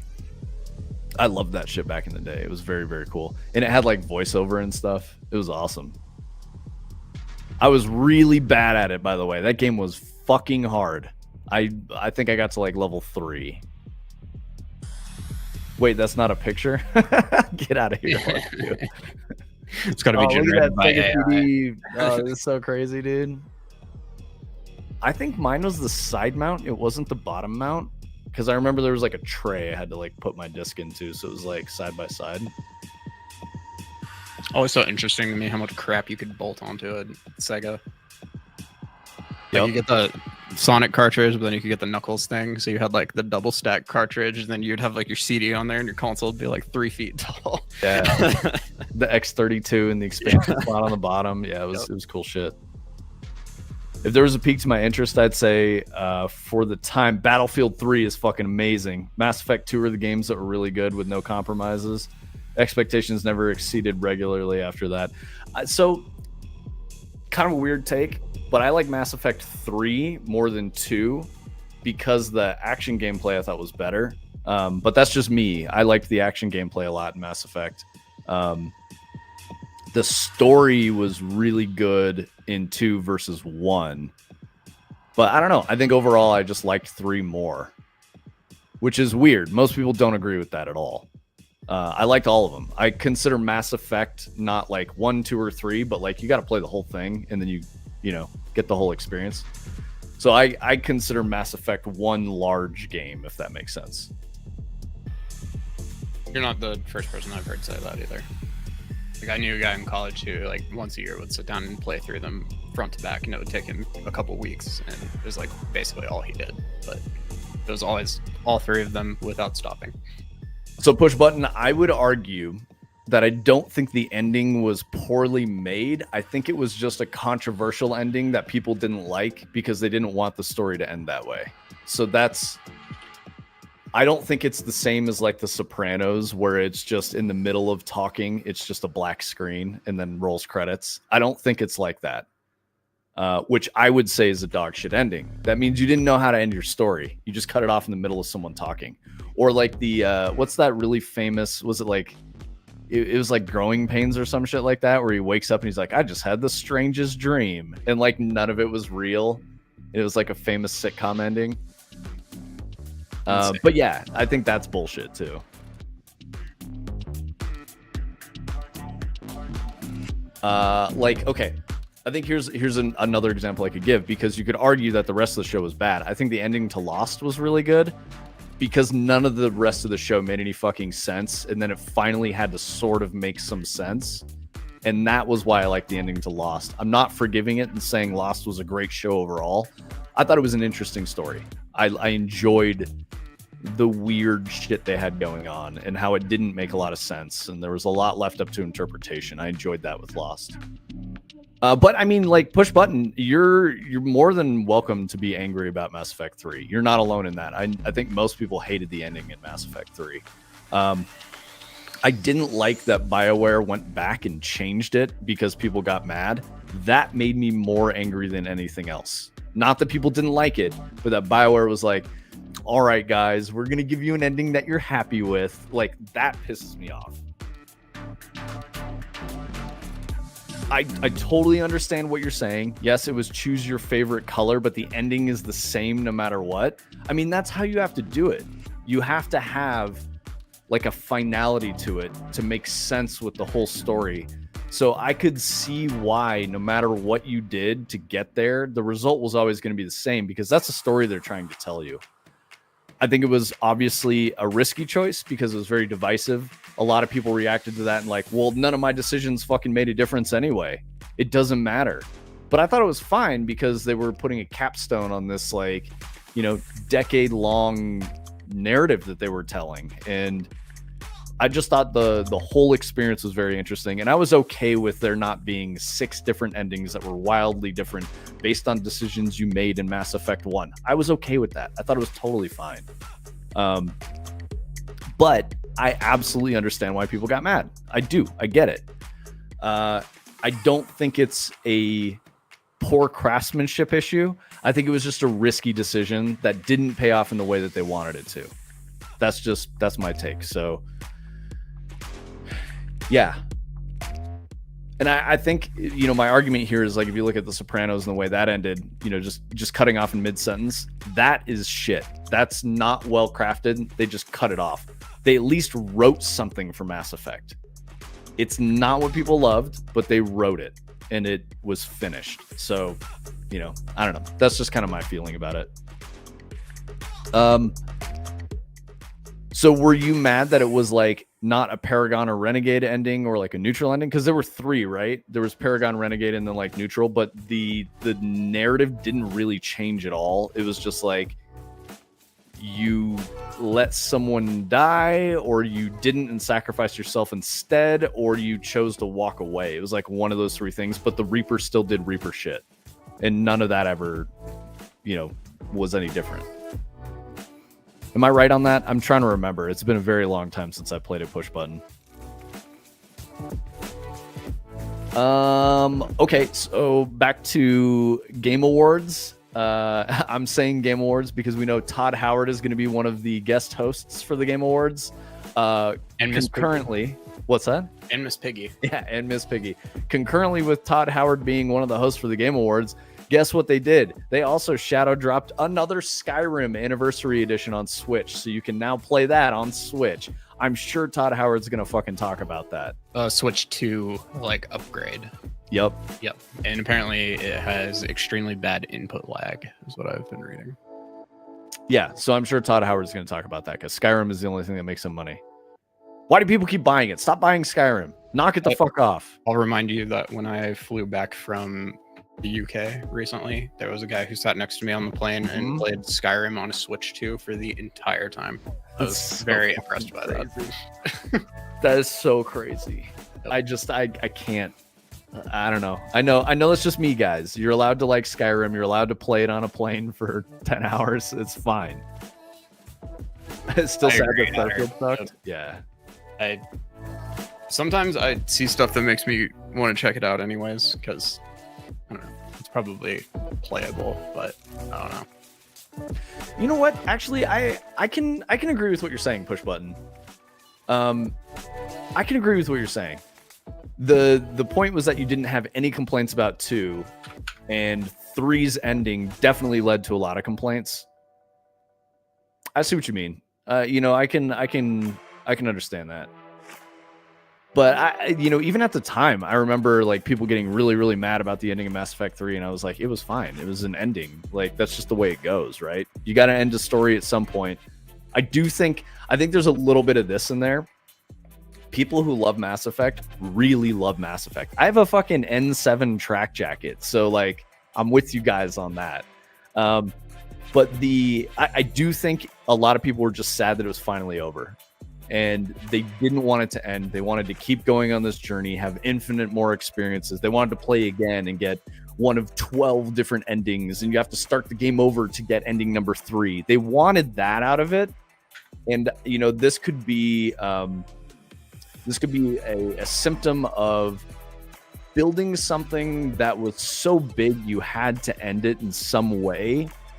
So I guess you could almost argue as a consumer that it's very similar to, if not the same as, the Sopranos ending in video game form, right?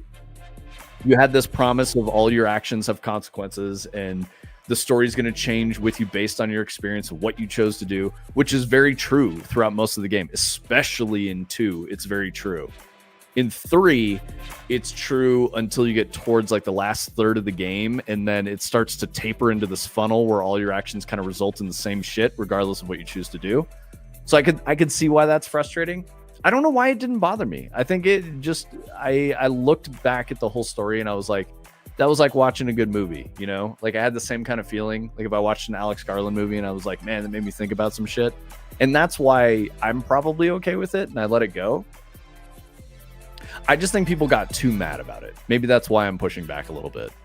You had a reaction, you had feelings, and that's a good thing. That means that the art someone made connected with you in some way. I think if you're going to take away all of that, you need a better funnel. Yeah, I mean, absolutely, sure. And, criticism is totally fine. People can complain about shit and say they didn't like it. Totally fine. Like I was saying, mostly I took issue with BioWare changing the ending after the game shipped. That pissed me off. Stand on what you fucking built and just be like, sorry you guys were disappointed, but this is what we wrote. I don't know. I mean, go make something else instead. Don't make Anthem, because that'll kill your studio. But yeah, Push Button. Don't think that you're arguing with me and I'm telling you you're wrong or anything like that. I like different perspectives. So by all means, go off. If you want to just be like, nah, here's what I hated. This was bullshit. This was bullshit. Whatever. I'm not trying to convince you otherwise. I like the conversation, That's what I find interesting because it's a different perspective.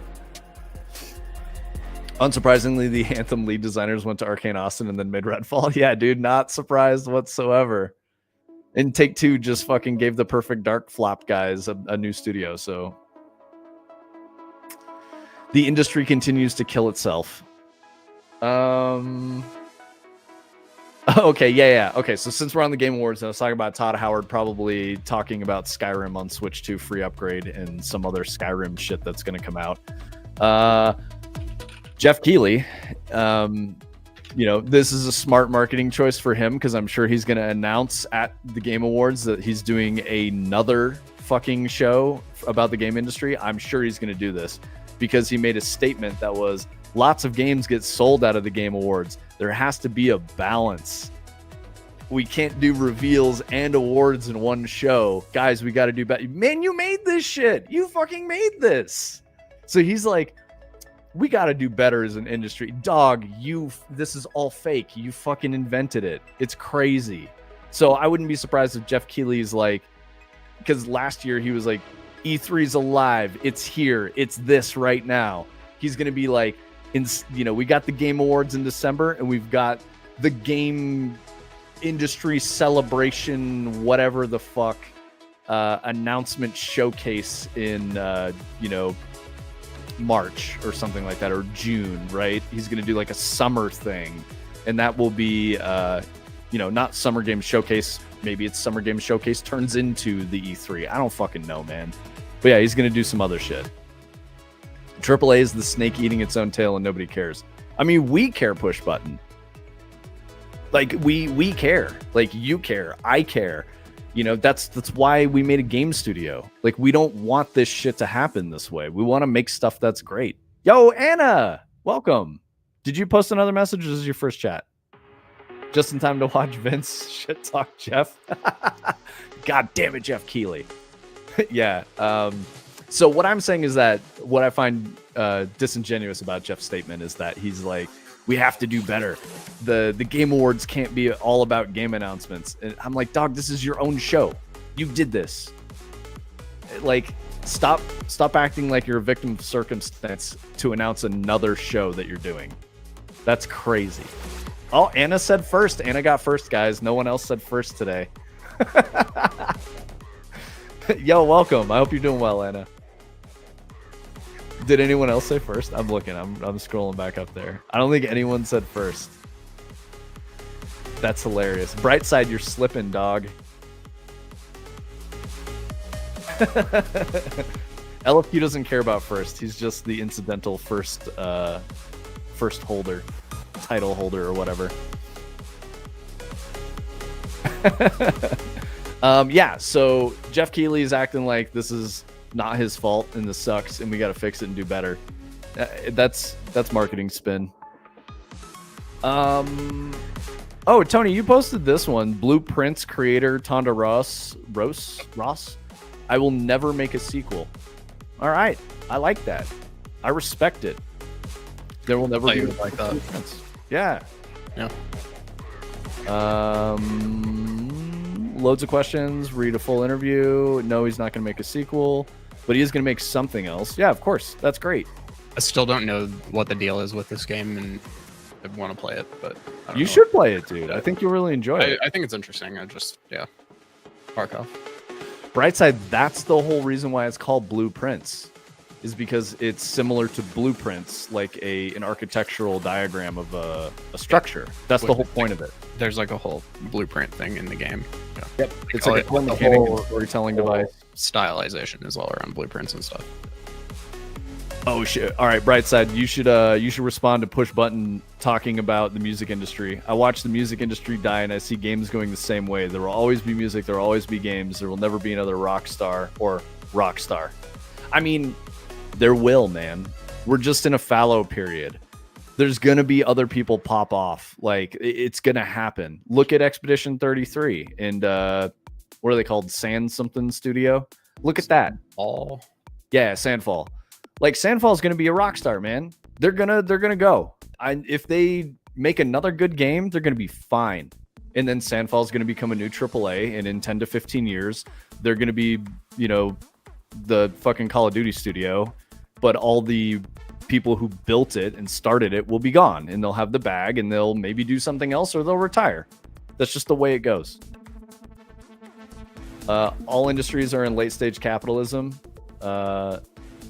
Soul is second to profit. So, okay. I don't like the phrase late stage capitalism, but that's just me. I think we're reaping the bloat from irresponsible capitalism and not thinking about what the consequences are for short-term gains, right? But I do think that because of the nature of capitalism, there will be people who don't sell out for short-term gains and strictly go for soul. I mean, like, look at Kojima Studios. Obviously, soul is the first thing there for him. Famine mentality has crept into everything. Yeah, exactly. That's what I mean. We're in a fallow period. It's like everyone's just cashing out for a big payday today, burning the whole thing to the ground and doing it over again. Because of the way it works with competition, someone making something with soul is going to resonate more with consumers. Consumers will choose that over the corporate slop. It's happening right now. That's why AAA is so cooked. Yeah, exactly. Like Anna was saying, life, the world, history, it's all a cycle. So have faith, man. Brightside, you're one of the guys. You're making art with soul. Sure. Slice and dice, pizza survival. Some might say that maybe doesn't have any soul. I would argue against that. I think it has soul. It has a very specific Brightside vision. It's only you could make that game, dude. So that's important. That's special. Same with Silent Sonata, right? So there's still room. It will be there. I know it's probably painful because, like, maybe you're thinking about, like, you wish Slice and Dice was doing bigger numbers or whatever. Here's the thing. There are plenty of games that are out that don't do well at launch, even really big games. But if they stay in the marketplace, there can eventually be a time when they boom and it goes crazy. A lot of it, from what I've seen nowadays, is due to a streamer who's very popular playing a game and having fun and saying this was good. And I mean specifically on like Twitch. And then their audience goes and buys the game just based off of that. Or someone who really likes Skill Up and only buys games that Skill Up recommends. So I don't care for that. I know that's going to change again, but that's where we're trending. Those influencers are really pushing games and selling games. There's, like I've told you guys before, it's the 80-20 thing where 20% of the audience is actually supporting 80% of the entire industry. We're that 20%, us enthusiast gamers who are buying a lot of games. So we're going to choose to buy the games with soul, the really good games. I'm trying to think of some. Yeah, Expedition 33 comes to mind. What's like another really big banger that's like super good that's not kind of corpo slop? I would even kind of like reach. This is definitely a reach.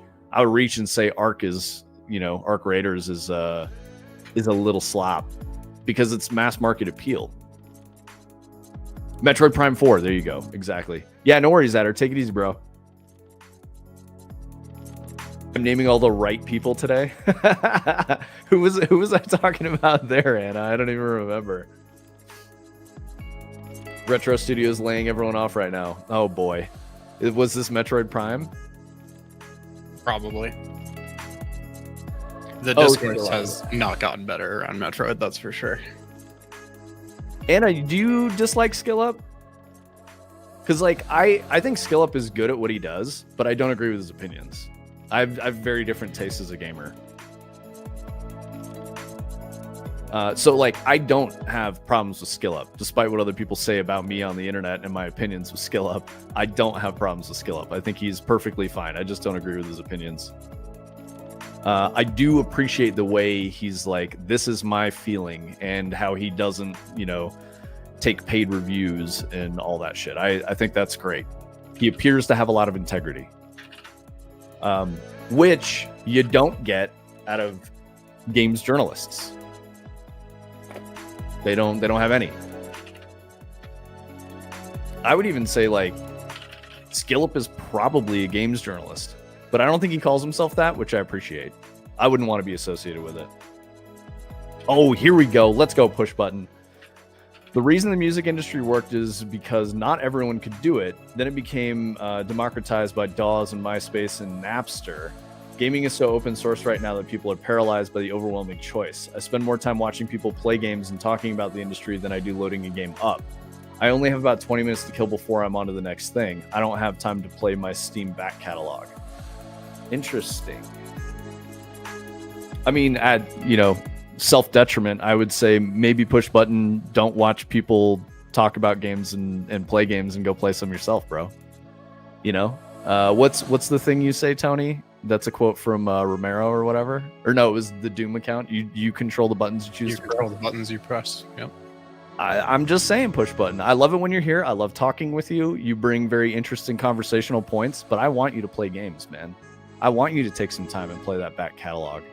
And I would actually argue, and Brightside, please chime in here. I would argue that the music industry is potentially more healthy now. I could be totally wrong on this, but I think it's more healthy now with the advent of like streaming services, because if you consider 30 years ago, let's go to the 90s. 30 years ago, the music we heard on the radio or saw on MTV was very tightly controlled by record labels. And the only music we heard was what they wanted us to hear.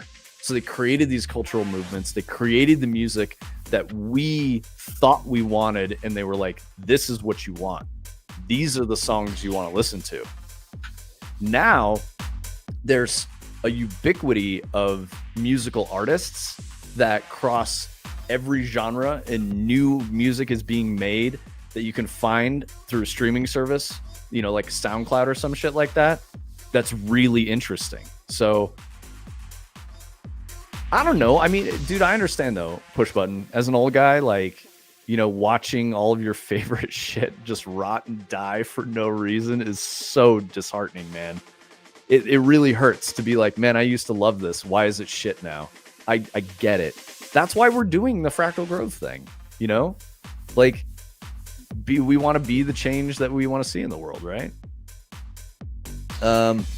Yes, I just don't like him in his way of doing things. Okay, so Anna, you're anti-Skillup too.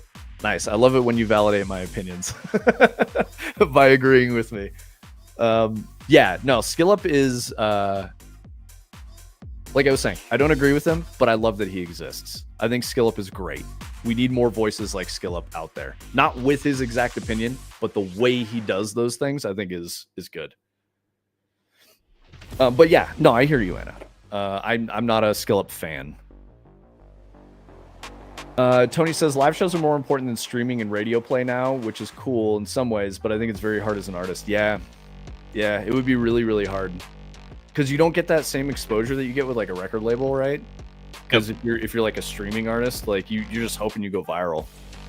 Yep, I think it's more just like you're gonna not make a lot of money from streaming and stuff like that unless you're like really, really big. And I think even then maybe it's not that much, but like I'm sure people can pull in several $1 million in one concert if it's like a big show or something like that. So I just think, like, and if you talk about like a Taylor Swift arena show or something, I can't imagine what the number looks like for something like that. So yeah, that's probably like, absurd. She couldn't make that money on streaming and record sales probably in her entire career, and she can make it in one show. So I don't know. Hasn't it kind of always been that way in the music industry though? It's like the live performance is how the artist actually makes their money, and it's not on record sales or like. Well, I mean, like the music industry has fucked people over since the beginning of time, but I think like, back in the day, like in the 90s or whatever, like the live show component wasn't. I don't think that was the money maker. I think it was like, I don't know if there was a money maker for the artists, to be honest, because again, just classically they kind of got screwed over. But I think like radio play and licensing for movies and advertising and like video games and stuff like that stuff used to be so big, and it's a very different landscape now just with copyright protection and stuff. So I don't know. See, I always thought that the radio play and the licensing deals for music and all that went to the studio, like the record label. It didn't go to the artist. Yeah, and exactly. I thought that the artist always had to tour to make their money.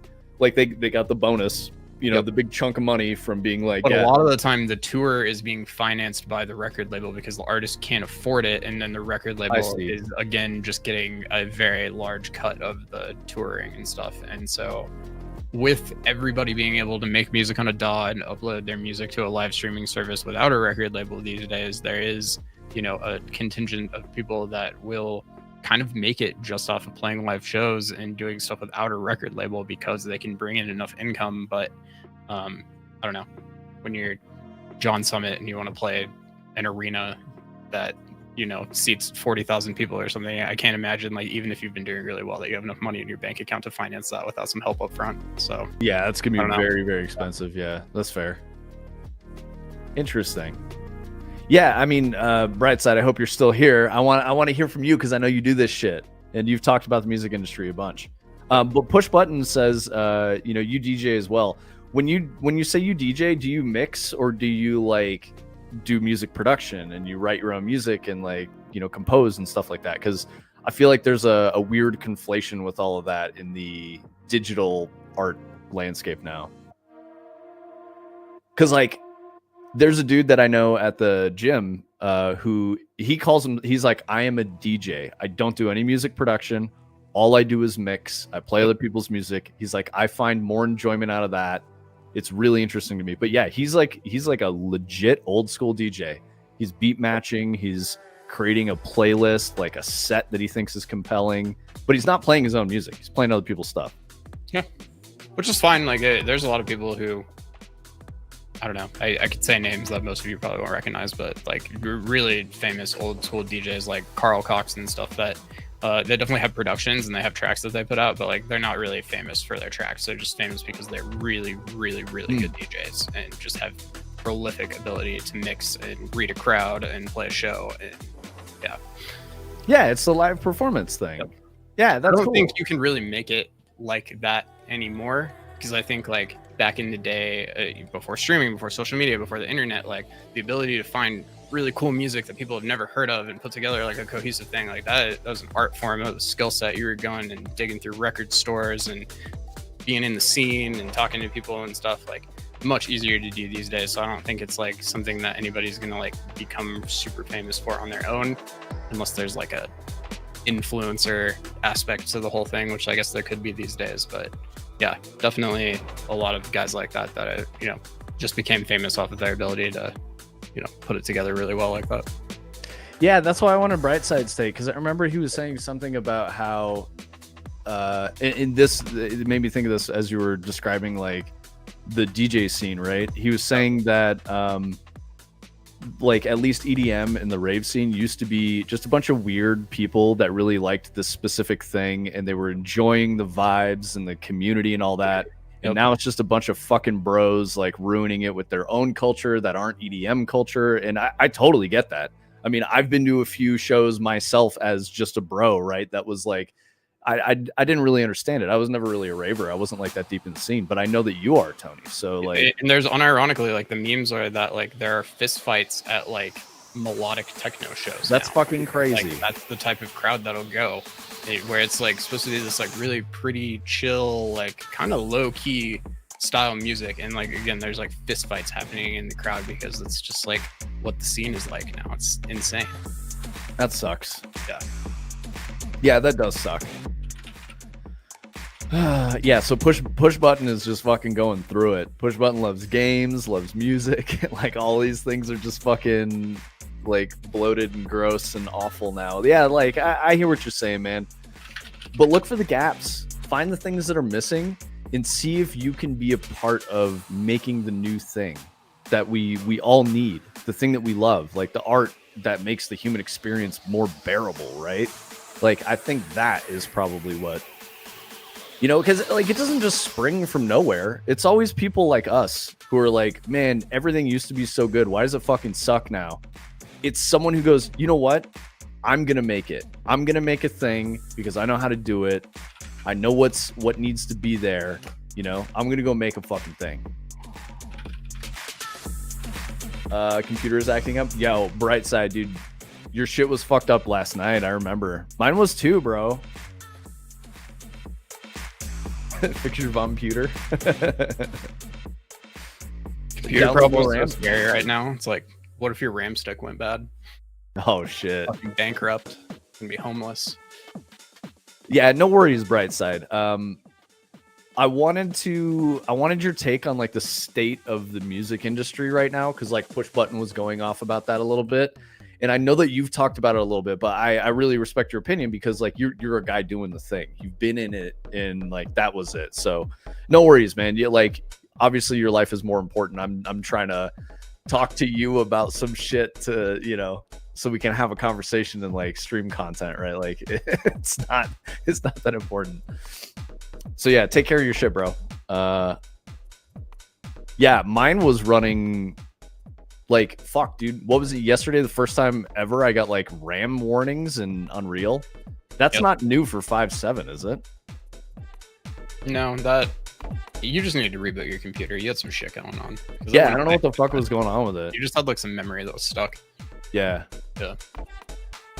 Gonna be out of commission if I lose any computer parts. I don't think I can afford to fix anything right now. Yeah. I'm in in the same boat, bro. I got a backlog of worse parts than the ones that I'm using that I could fall back into if I needed to, but like it's just gonna get worse and worse. And I have the stream computer that I would have to start cannibalizing things from, and I don't know. I've been looking at maybe a 5070 Ti actually being a worthy upgrade to my 3080, but I don't know yet. Yeah, see, I would keep my 3080 and just go for, CPU, motherboard, and RAM, which is all like fucked for price right now. Well, yeah, and that's what I'm looking at is like, I probably, especially with RAM, that's $1,500, and you could get a 5070 Ti, which would take me from 10 gigs of VRAM to 16 gigs of VRAM for like $700. And I think that would actually be a pretty big upgrade for me. And then I would just take the 3080, move it down into the stream PC. 2070 would go into the backlog, but I don't know. Yeah, so I mean, that's why I bought the Ti. Mine's got 16. Yeah, and so, I really wanted 3080 when it came out, and then they came out with like a revision that has 12 gigs instead of 10, and mine has 10, so that sucks, but I don't know. But yeah, they don't even make the TIs anymore. Now you just got to get the 90, which is weird. And costs double. Yeah, how much is a 5090 right now? Like $2,000? You'd be lucky to get one for $2,000. Yeah, you're probably going to be like 2,500, $3,000. I was so glad I updated last Christmas. Yeah, dude. Yeah, dude. I'm frustrated that I took my time. I do need a new PC, especially for game dev. But like, I luckily bought a pretty capable work laptop recently that I think might hold me over. But like, yeah, I don't know. It's very unfortunate because all of it needs replaced. Yep. I would keep my video card, but my motherboard and processor and CPU all need upgraded. They're like, shit, dude, like over 10 years old now. Maybe 10 years. Yep. Maybe like 9, which it's definitely the bottleneck for my machine. Yeah. And I think I run up against the GPU a lot more than anything else, but like DDR5 RAM would definitely be life-changing over the DDR4 that I have right now. Yep. So, I don't know. I know in benchmarks that I've done, the 3080 is actually okay. It's probably in like, 60% to 80%. So it's not getting completely railed, but I know my processor's like 100. My RAM is just not fast enough. I don't have enough of it. So yeah, it's very rough in that regard. My processor is, what was it? We looked at it. It was an i5. It's either an i5 or an i7. It's a 9th gen i7. Yeah. Something like that. They're on 15th gen right now. Yeah, so. It's like Coffee Lake or whatever. So yep. Yeah, it's just really old. Yep. Yeah, like my laptop has more logical cores than my desktop does by like triple. You could consider just docking your laptop into your desk, and might even be a better experience for you. I have thought about it. It's a huge pain in the ass because of the way my desk is set up. So I don't want to do that. And like I have significantly more storage on my desktop. So yeah. No, you'd have to do some stuff for sure. But yeah. Like I want to say I probably only have like a terabyte on my laptop, and my desktop has like 8. This is why I'm always talking to Greg about trying to build a server in my house, because I just want to put like a big bucket of storage somewhere that I can just like network into when I need it. And yeah, totally. Not have to worry about it anymore. Push button might sell half my RAM and go on vacation. Hell yeah, dude. For real. Sell high, dude. Buy low. Yeah, I mean, that's actually like, This type of shit always happens to me, right? Like I go, I need more protein in my diet. I'm fit now, but I need more calories. I like eating eggs for breakfast. I could do that, and I could eat like 4 eggs a day. As soon as I fucking decide to do that, the egg crisis occurs and eggs quadruple in price. I'm like, what the fuck is going on? Like, I need RAM, and I'm like, I waited long enough. It's time to get new RAM. RAM is quintuple price. Like, remember when we bought guns? Yeah, exactly. And then the guns went up in price. Ammo was ammo was unattainable or something. Yep. Yeah, it always happens to me. It's it is what it is. What's 64 gigs of DDR5 worth now? Probably like $2,000. No, I think it's like $900. That's I was looking 6,000 mega transfer DDR5, like nothing fancy, no RGB, just like some ugly black sticks. Was $899. Costs more than a PS5. You could buy a PS5 for less than the RAM in your computer. If only you could buy the PS5 and pull the RAM out of there and put it in your desktop. You'd save money, dude. Yep. Egg crisis confirmed Vince's fault. I mean, yeah, probably. I remember I was telling Tony, I was like ranting about it one morning while I was cooking breakfast, and he's like, man's having the meal of a noble. I was like, God damn it. Yep. All right, let's see what we get for. Let's just look at some memory on here. Oh, bright side, I know you're doing PC stuff, but the calorie change is working, dude. My weight is going up. It's fantastic. What did you change? I just started eating more. Like bigger meals and eating more. And, it's not body fat. I'm like gaining muscle mass. But yeah, my calorie intake was just way too low. Yeah, bulk season, bro. Yep. Here we go. 64 gigs, DDR5, 8,000 mega transfer. And this one's actually pretty good. 779 for, what is this, 2 sticks of 32? I know, my God, man. 409 for, setting. This one's only 6,000 speed for 32 gigs. Yeah, Brightside, it's not looking good out there right now, dude. All this RAM is being used for fucking AI, and that is what's pissing me off. The story that I read yesterday is that not even that it's getting used for AI, but a big theory right now is that OpenAI is literally just buying out the market to slow everybody else down because they're really fighting profitability. I read a story about how they bought a stack of calligraphied wafers for making GPUs just so that other companies couldn't have them, and they just put them in a warehouse. They just like bought the raw materials, which is like, that thing that like nobody can make or do anything with except for like Intel and Nvidia and AMD.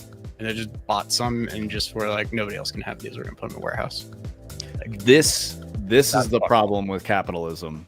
Yep. When you have so much money, you can just bully people out of the market. That's the problem. That's unethical. These guys need to not do that. And OpenAI also asked the government for a bailout yesterday, and they're the ones that are doing this. Yes. God, that pisses me off so much. It is fucking infuriating, to be honest, especially because of all of this. I wanted to read Mydrong's banger because this was great.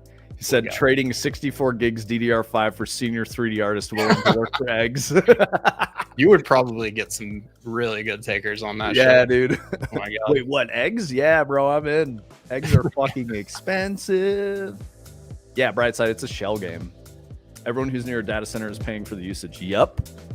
It's what the fuck? Stop doing this, guys. Just stop it. Also, you can like whip Lamborghinis and pretend you're not a fucking nerd. You're a nerd. The technocracy is not real. You're just fucking nerds. It's gonna crash. Oh, it's this $94 one here. 8 gigs or 16 gigs of DDR4 3200. Okay. It's actually like an insane deal right now. Based on municipal sliding rates, dude, I fucking hate everything you're saying, Brightside. And I know it's not your fault. You're just the messenger. Yep. What was that thing you sent me about that fucking data center that I think it was Boring Company? No, one of Musk's companies was building a data center in like Tennessee, right? Yep. Yeah, and they like skirted a bunch of like local and state. You know how they power their shit? They were portable generators because they portable diesel generator, just a field of them. Yep. There's like 38 of them or something. Which is like an illegal loophole. It's in a weird spot. They're kind of allowed to do it, but it's also like not good. It's really not good. Yep. Grok in Memphis, that was it. Yes, poisoning our people. Yeah. All the emissions from the diesel generators is like a crazy amount of like toxic gas emission or something like Noise that. and emissions and yep. And it's because in order to build a power plant, it would take like 3 to 8 years or something like that with all the government approval and stuff. So that instead they just moved a bunch of portable generators in there. And they're like, we're not using these. I think it's a decommissioned power plant or something like that. It was a big plot of land. I know that. That's very near a neighborhood. Well, I know he's got 2 going, and one of them I want to say was in like a decommissioned power plant or something, and maybe the second one is like a fresh build. But yeah, this thing right here is all the generators. Colossus, that's what it's called. All of them are named after Greek things. There's like a meta one that is called like Hercules, and there's an Amazon one that's I can't remember all of them, but they're all Greek things. It's so cringe. It's called annoying and shut the fuck up, nerd. I say this as a nerd, guys. I'm not pretending I'm not a nerd. I'm a huge fucking nerd. What makes me laugh talking about how like you guys know how fast GPUs become obsolete and how fast like technology increases and stuff. So like, what are they going to do when they got like 200,000 of these like AI only GPUs that probably will become obsolete next year when Nvidia comes out with a thing that does it like twice as well? Claim a loss and ask for a government bailout for bad business decisions. Yep, that's what they're going to do. They throw them in the trash, and Yep, create more e-waste. Somebody was saying like raiding the data centers in the apocalypse is going to be a great time. Tarkov for real. Yeah, you got to get the GPUs for your Bitcoin miner. Yep. What makes me laugh is I'm sat on this powerhouse PC talking to a data center doing all the heavy lifting so my PC can sit idle waiting for a response. Yeah, I know, dude. Yeah. Hey, for our stream, I'm working on building all of the AI stuff locally on the stream computer over there because I ain't doing that shit. Maximum compute. I need more GPUs though. I definitely think we need to start passing laws quickly that AI buildouts must be offset by clean power. I mean, bro, that ain't gonna happen. It's not going to work. Not in the United States. That'll probably happen in like Europe. I could see that. All they have to do is show the fact that they're like, this thing's going to cost $200 billion and represent this much tax money to you. And they just show that to the right person and they go, all right, I'm not getting in the way of that. Yep. Like money. Let's get lots of money. Go. We love money. To be fair, the number that I saw was that X alone had paid the state of Tennessee I think it's $200 million or something in taxes since they had opened, and some people in Tennessee do really like that part. But okay, wait, bro. Where's Whistling Diesel based? Is he Iowa or Tennessee? Tennessee. Well, he's moving to Montana though. But dude, did they extort him to get money to cover some of the stopgap from the money they gave? Like, oh, is that happening? Is it because of AI? They fucking shook him down, dude. Well, Whistling Diesel put out a video over the weekend saying that he received a gag order from the court and that he had to go to a court date on Monday to try to fight it. And he has not said anything about it since then. So I don't think he won that fight. Or he just has to stay quiet until it's like all done. That's usually how it goes. And then I bet he'll make a video talking about it all. Yep. But he wants to be able to talk about it. But they said they don't want him being able to profit off of the trial, which he very much already is right now.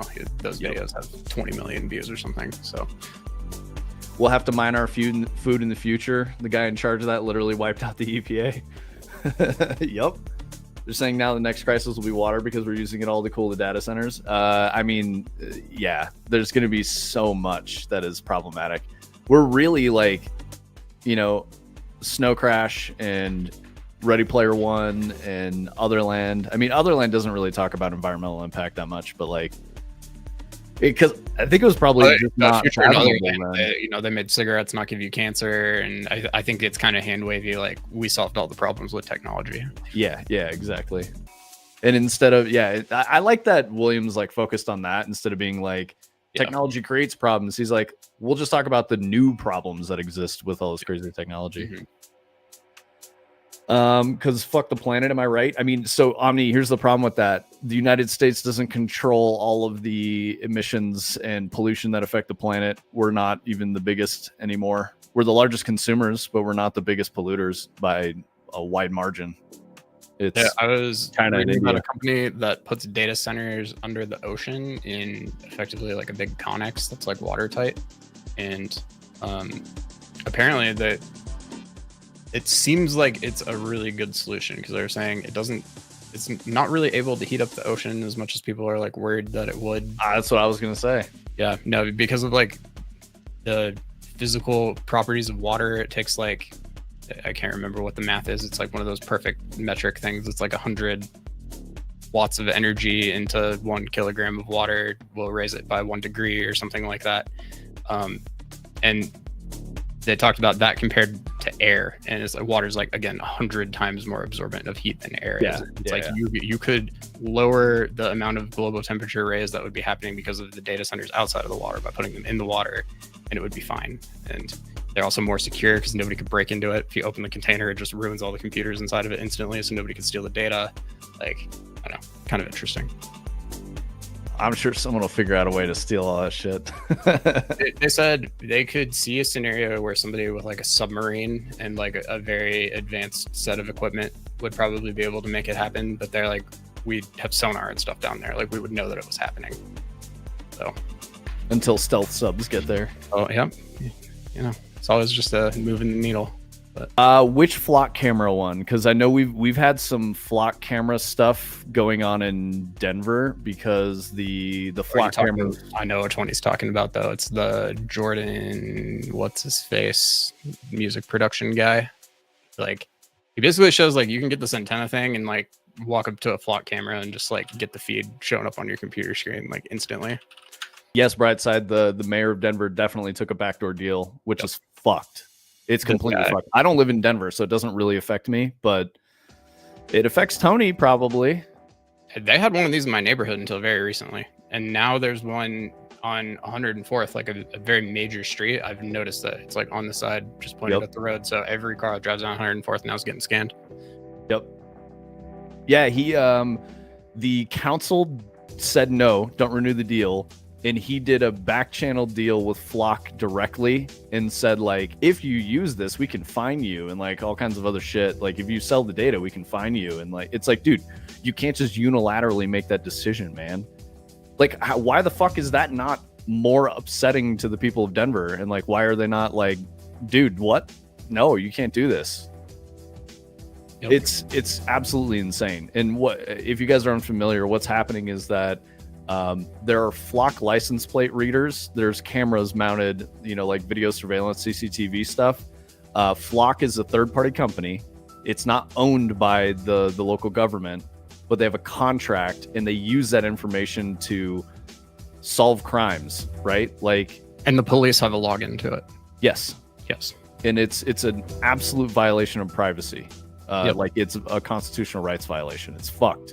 I'm trying to find the part of this video where he shows, but like they could just walk up to cameras with like this antenna equipment that they can buy off Amazon and just kind of like see the video feed in real time and like war drive it and just like man in the middle attack. Yeah, basically, like, I don't think they're even doing anything to affect it. They're just like intercepting its broadcast so they can see what it's broadcasting. And yeah, we don't need that shit here. No, that needs to go away, and it should have never happened. And the fact that more people aren't mad and like there's no formal investigation or anything like that going on is crazy. You can drop data into them. Oh no, dude. Yeah, so I haven't watched this video in its entirety. I watched some of it, but this is probably the video you're talking about, right? Yeah, that one, Tony. Yep, this guy's awesome. He does music production stuff too, but he's gotten very concerned with like privacy and definitely a little bit of AI stuff. And I don't know, he made a video where he stored data in a bird because you can like store data in sound. Pretty cool. Yeah, altering a license plate or a car model. Yeah, it allows, you know, sophisticated criminals to do more sophisticated crime. So you could do like a heist and then like have something in your car that like erases you from the cameras as you drive by or something. That's so cool. Oh yeah, Tony, post a link in Discord so LFQ can watch this. Yeah, because he's not aware. Yeah, this isn't like a nationwide problem. This is a very specific to Denver problem, which is really weird. So Denver elected this mayor that was like very progressive, and during COVID and the, immigration stuff and all kinds of other things. Oh, I didn't even realize I was sharing my screen. I'm so dumb. Oh, okay, yeah. But like during all these things that were, post 2020 issues, this dude did a ton of shit and like blew the budget and like, we're housing people that are not native to the place, like using taxpayer money to pay for all this other shit that nobody really wanted. And he's just doing this. He keeps fucking doing it. And these flock cameras are like the 6th scandal he's had. The budget was something like 52 million, and they were not releasing financial records for the city because of him. He was holding them back. And I think when they finally did release it, he had blown the budget 6 months into the year by like $100 million or something. I think the deficit was like $158 million, and they had only allocated 52 million. So he had to shut down city programs. These are what the cameras look like. They're sitting around this guy right here. And it'll just be on a pole on the side of the road. It has like a solar panel on top. They had to close parks, rec centers, state programs. I know some people who live in Denver that use like childcare facilities and stuff to like send their kids to a camp and whatnot. And it all just got closed because of the misappropriation of money in the city. And I cannot understand why more people are not upset about it. I think they just don't know, which is like the craziest shit. And now we have this fucking state surveillance going on, which is absurd. They are becoming nationally adopted. Yeah. 80,000 of them across the US so far. Dude, I fucking hate this. Oh, this sucks so much. Our area is riddled with flock cameras and surveillance. You can't drive anywhere without getting clipped and your license scanned. We have drones. I mean, that makes sense in California, Omni, honestly. We have drones down here that PD used to harass, what are MCs and stuff when they have their club meetings down here? Motorcycle clubs. Yeah, is it motorcycle clubs? What do you mean by MCs in that context? Motorcycle clubs. Okay, cool. Nice. Good job, Tony. I'm glad you can understand Omni's random acronyms that are like abbreviations. I watched Sons of Anarchy recently, not gonna lie. Yeah, Brightside, it is a scary video, man. Like, why do people not care about this? They care about other dumb shit. Like, that's the thing I don't get. Does Ben Jordan kind of look like he like has cancer or something? Something's going on with his face for sure, dude. He looks kind of gaunt compared to how he usually looks. I don't know what's going on there. He's just going through it, dude. He did all this flock research and started crashing out. Did just like buy a remote property in wherever he lives, and he might be in Tennessee too. Yeah, I'm telling you, dude, Tennessee's where it's at right now. It might be. Well, I mean, with the exception of like they're very clearly on the take. Yeah. LFQ, I don't think the United States probably won't get to the level of China for surveillance. I don't think we would, because China has like whole hog adopted this, like everyone's surveilled. There's cameras everywhere. It's unavoidable. There's just so many cameras, and there's just state surveillance on everybody. I think it was like the Grand Tour. They did an episode in China, and they were driving around, doing a typical like Top Gear style thing. And they were talking about how they were on the highway, and it was like every 3/4 of a mile or something like that, or every 2 kilometers. I don't remember exactly what it was. You would hit a camera station. It would photograph you.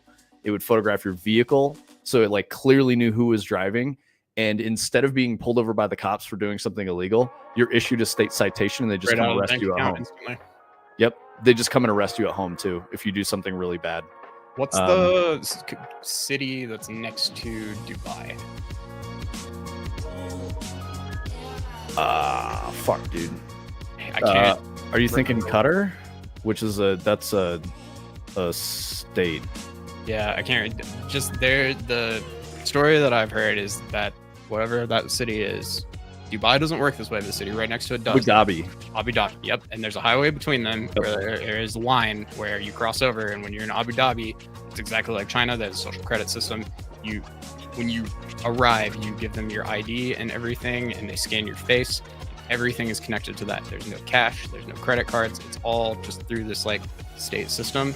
And if you drive 1 mile per hour over the speed limit, just sensors all along the highway, you will instantly be deducted out of your bank account every time something like that happens.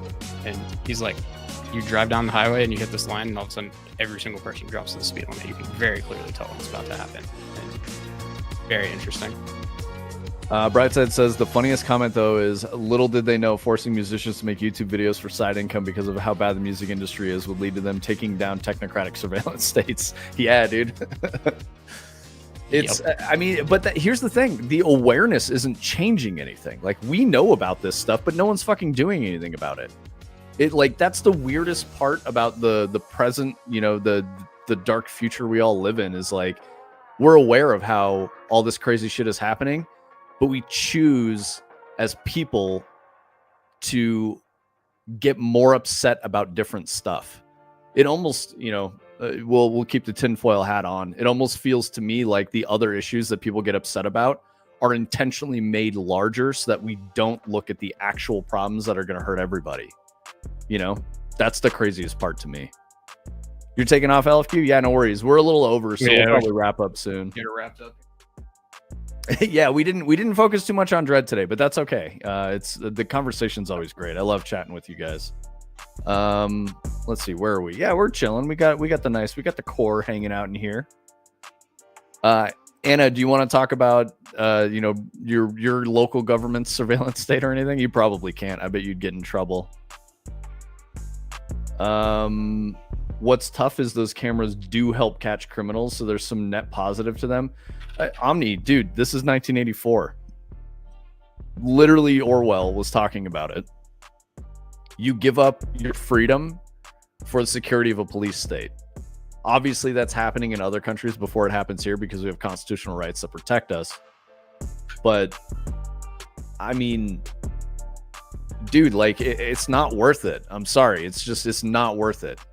Because we are a decade away from people getting hit for shit that's not real. And, like, when all these systems get implemented... Tops away, I forget that, probably. What's that? So we might be like 2 years tops away from, yeah, you know, AI videos that literally cannot be discerned from reality. Yep. And you're not going to be able to, you know, say things like your constitutional rights are going to be violated and in too many ways because it's going too fast. Yeah, preemptive stuff like Minority Report, exactly. Like they could be like, you intend to commit a crime, so now you're going to be charged with the full like conveyance of the crime itself, which is just, it's just crazy. What else was I missing? Isn't the saying intent is 4/5 of the law, something like that? Yeah. Yep. Yeah. And that was when you were making rhetorical arguments to charge someone with a crime based off of shit that they said. Like, that's the hardest part for me. Those who would give up essential liberty to purchase a little temporary safety deserve neither liberty nor safety. Ben Franklin. Yep. Benny Frank. Yeah, dude. Good old Benny Frank, man. My drawing, yeah, based, dude. I mean, that's the whole point. That's the whole point of the Bill of Rights. That's the whole reason why we have all these amendments that people like to get upset about, so that this shit doesn't happen. Like, we're approaching that point where, like, I don't know why people are not more upset about it and like talking about these things. Like, these, it really does matter. We need to care about this shit, not, you know, Orange Man bad, or, you know, the people who I care about more because other reasons, because I'm a good person. Like, we don't need to care about that shit. Or like, you know, the weird arguments for religious freedom that infringe on like bodily autonomy. Like, all that shit is stupid. It's just so fucking stupid. We need to not care about this as much right now. Obviously, like, these things do matter, but we need to care about other stuff too. Like, the other things are really fucking important. I don't know. It's all very scary to me. This is why I don't leave my house, guys. I just want to stay home. Next game will just be a Metascan version of Denver where all the flat cameras are placed. Yeah, exactly. The goal is to just take them all down. Yeah, dude. That's not super far off of Hyperscape, but it's just not Denver. Yup. Yeah, it's like, I don't know, man. It's weird and sad. And I think we're just rushing headlong towards, you know, inevitable decline and massive upheaval that will affect everyone in a very negative way. We just got to stop. We got to stop doing it. and you stop just got to it. remember that you are inherently more creative than the AI because it was trained on only things that have already happened. Exactly. Just always got to remember that. We have inspiration. AI does not. Nope. Throw Chiba Hut in there? Yeah, dude. Dude, Chiba Hut sucks now. Really unfortunate. It makes me sad. Yeah, Brightside has a different Chiba Hut image in his mind. How long has it been since you've been in this area, bro? Because Chiba Hut is definitely kind of ass. Can you make it soon to come back? Yeah, we gotta hang out, brother. Yeah. I mean, I know that you're talking about like, oh shit, dude, I gotta like fix my PC and I can't afford any of this stuff. I understand. Hopefully you get a paid gig. We can, come see you or something like that. That'd be cool. Somebody put on a show and headline Brightside. Do it. I don't know anyone. I used to know someone who did like lighting for venues, but that was the closest I had to any kind of contact. I'm sure you know way more people than I do, Brightside. I know you've played here a few times. I'm glad that you guys I think most people are like sensible and don't fall into the extreme categories, I genuinely think most people are kind of in the middle on pretty much everything. And like, I think it's so weird that I do know some people who believe that it's us versus them on one side or the other, on both sides, especially in the US with the culture war. It's fucking stupid. Normal people don't care. I'd love to go back to a time where we stopped talking about all this shit. Wait, what, Omni? Nothing like a hot sub that smells like ganja? Oh, Chiba Hut. I got you. First year in 10 years I haven't played Denver. Bro, that feels bad. 2026 some shows? Fuck yeah, dude. I really hope so too. I hope you can get something. What do you usually play in Denver? Like, I would imagine it's like Black Box, Larimer Lounge, maybe Gothic. Black Box or Cervantes. There you go, dude. That's Cervantes. That's the obvious one. Yep. Hell yeah. Good old Wampus has played Cervantes a few times. Oh, that's sick, dude. Yeah, we'll buy some tickets. We'll come through. I'd buy VIP if you ever play in Denver. Yeah, dude. I don't have a choice. I would have to be there. Yeah. It'll be the only show that Vince goes to for the next 5 years. So. Yeah, exactly. Like for real though. All right, what do you say? We let's wrap her up here. Come to raid Boom. On it. So. Yes, let's raid Boom. Yep. All right, I'm looking for Boom. Yeah, dude, we'll get bottle service. We got to get girls at the sparklers and shit. Awesome. All right, so I clicked to start it. We've got 15 seconds or so, but yeah, thank you guys for hanging out with us. Yeah, we're gonna go say hello to Boom. Let's do a Beppis raid today, probably. Yeah, spam the Beppis. Yep. Beppis and trees, whatever. Get some emotes in there and be loud about it. All right, guys. We will see you tomorrow. Everyone have a great day. We'll catch you later. We're going to get back more into the creative aspects of Dread very soon here. That's like, we're at that point now. We're going back in there. We're in like the home stretch. We're coming down the peak of the hill, going towards the finish line. So that's where we're at with Dread. So we'll see you guys tomorrow and we'll do more Dread. Peace out. I might have cut you off.